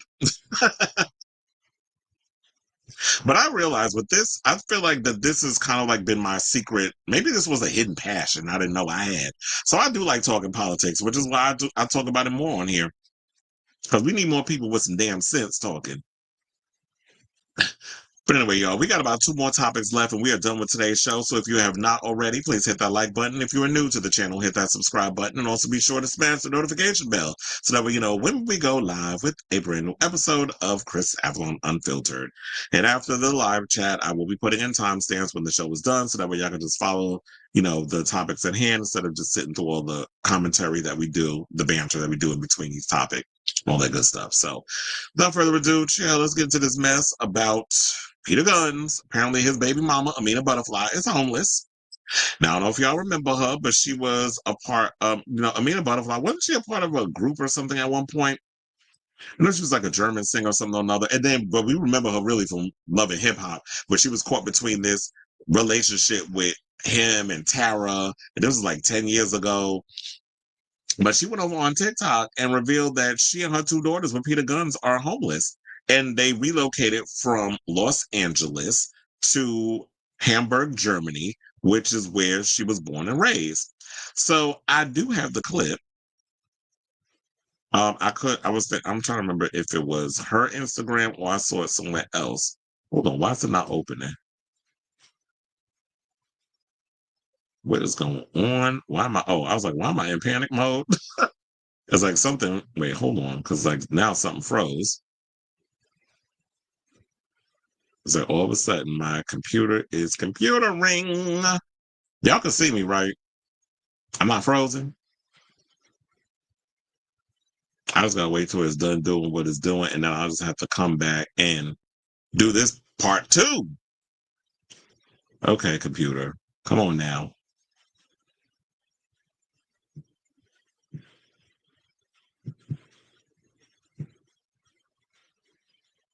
It's like the computer is not responding. It's not responding. It's not responding. I was like, I do not want to close this whole thing. And then sort of, I gotta wait till it's finished.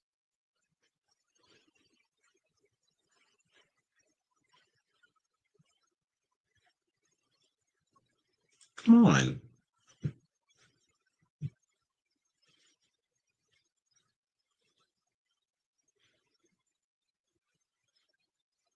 It's funny, I see myself, but I can't even respond. Hold on, let me see if I can go to my YouTube and if it's frozen or not, because I don't know what's going on with my channel at the moment. I do see that I can hear myself.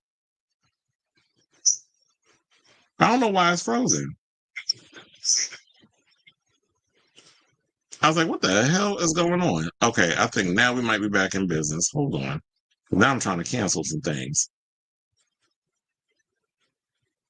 That's why I'm like, this is weird. What is going on with YouTube? I don't know. There might be a glitch in the matrix or something. So now I just gotta wait until I gotta sit here and wait it on out. Let me see. Let me go to the live. Let me actually turn down my phone so that way there's no feedback and see what y'all are saying in the comments.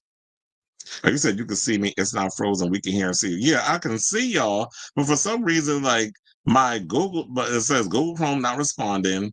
It's frozen. I do see myself moving. I'm sitting here looking at myself on camera, but for some godforsaken reason, it's like my whole situation is frozen and I can't even like get to my topics. But anyway, hold on, because I may have to pull a trick and I may have to go to my website and have to do an old school. So hold on, y'all, because what is happening on this good day? Where she at? Where she at? Where she at? Because I'm like, what is going on? This is a hot mess. I'm getting irritated. I don't know why I don't see the article. Let me just relax. Okay, I got it. So I have to just read it to y'all what she said. So now on Tuesday, it said, well, you already know that she was home. Well, she and the man is homeless, or the kids is homeless. And it said the former Love and Hip Hop New York cast members shared the news in a candid TikTok video posted on Tuesday, June 24th, explaining that she has since relocated to Hamburg, Germany, her hometown, saying, quote, day one of waking up in Germany after losing our home in LA, she says in the video while laying down. Me and my kids moved out of our place, put our stuff in storage, and most of it in the trash. We don't have a home, y'all. This is the 42-year-old said. She and her children are now staying with family while she figures out a plan and works to rebuild. Thank God for family, she added. We're going to be here till I figure it out because I will, as I always do.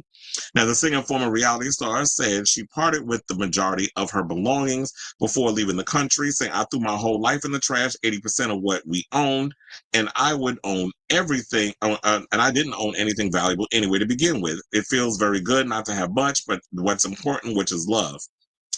So now, though she has stayed on TV in recent years, she made a brief return on the Love and Hip Hop franchise with a reunion special, Love and Hip Hop Awards, Most Certified and 40 Greatest Love and Hip Hop Moments, the reboot.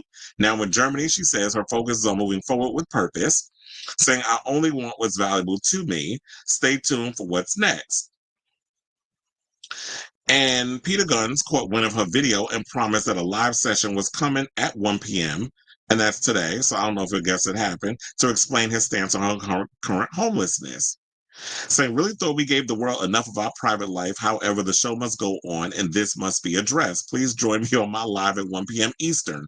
And then, so I'm like, you could have just handled whatever you need to handle in that situation instead of putting her whole, like, y'all both getting on social media and putting y'all stuff on blast. Like, I don't really understand the whole point of y'all coming out here and saying this. And to me, it's just like, okay, you posted on social media, look, y'all, I'm homeless. Would you want to go fund me? Like, would you trying to get some coins? Like, I know some people saying that she need to take her ass down and go to work or whatever. But I guess, according to her, she feels like, her going to work is not going to help her situation. So It said in the clip, Amina poses a scenario that hit a little too close to home for longtime Love and Hip Hop fans. One guy is in love. Oh, this was another clip that she posted online where she asked him, one guy's in love with two women. One, he's totally lying to one about everything, and the other one, he's completely honest about everything. Which one of the two does he love? The later seemingly referenced his past love triangle between Amina and his other children's mother, Tara Wallace. He immediately responded, oh, he loved both of them, which caused Amina to laugh knowingly. And to me, it's like, girl, why would you even ask him that? Because that was your whole storyline on Love and Hip Hop to begin with. And then in the video, one person came out and said, Amina, you have to let him go. Seriously, it's getting ridiculous at this point. He loved Tara out loud and you in secret. Now, in response, she said in another post, apparently when I post with my ex-husband, when I post my ex-husband, I go viral. Y'all be taking shit so seriously. Y'all and y'all feelings. Y'all think y'all know everything. I got gray hair. I was young when I was on Love and Hip Hop. I'm 42 years old. This is 10 plus years ago, and you're still on that? Well, girl, you brought that up. So what are you getting mad for? You brought up a scenario that happened with you and Tara and Peter Gunz a decade ago.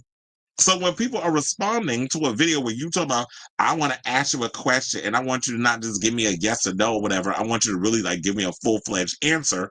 Like, what did you expect people to not respond to a video you post on social media? Just like you don't think they're going to respond to you tomorrow. Look, y'all, I'm homeless. Well, girl, why wasn't you out here working? What was you out here doing all this time that you was living up in the house? Was Peter Gunz taking care of you and your kids? So since then, I haven't watched, but I think they said, well, I'm looking for the video. It says the link to the photo may be broken, or maybe she removed it because of all the backlash. And she went and said, all I got to do is make a video with my ex-husband, and it'll go viral on TikTok with which equals money. So if that was your goal, then congratulations, sis. You accomplished your goal, and now you're going viral, and people are talking about you like me. But if you're going through some things, it was like, girl, this is what happens when you mess with bums. So now you're in a situation where it's like you're not working. I don't know, what was you doing all this time? Because after Love and Hip Hop ended, what were you doing? I could have sworn at one point you were a singer, but I guess nobody cared about the music. But yeah, so I guess it's unfortunate that you are where you are, but hopefully you wind up getting out of it. So I say all this to say, what do you guys think of this story? Whatever your thoughts are on this story that we're talking about that I'm having an issue with, let me know in the comments down below. Well, I don't know if is it frozen still? Let me see. Oh, they said now you're frozen in the frame, but we can hear you. The banner at the bottom is still moving too. Well, you know what? Since it is messing up, and the thing is, I only have one more topic to go, especially with the Pedro Pascal story. I'll save that one for tomorrow. And we'll just end this show right here. So I want to thank you all, since you can still hear me. Thank you all for checking out today's show. I don't know why this is frozen. I'm probably just going to have to reboot the whole damn computer and hope we'll be in a better situation tomorrow. So love you all for watching. Thank you all for tuning in, even down to the end where this show is, where the screen is frozen and everything, and I can't even get myself out of it. So yeah, love you all for watching. Thank you all for tuning in. And until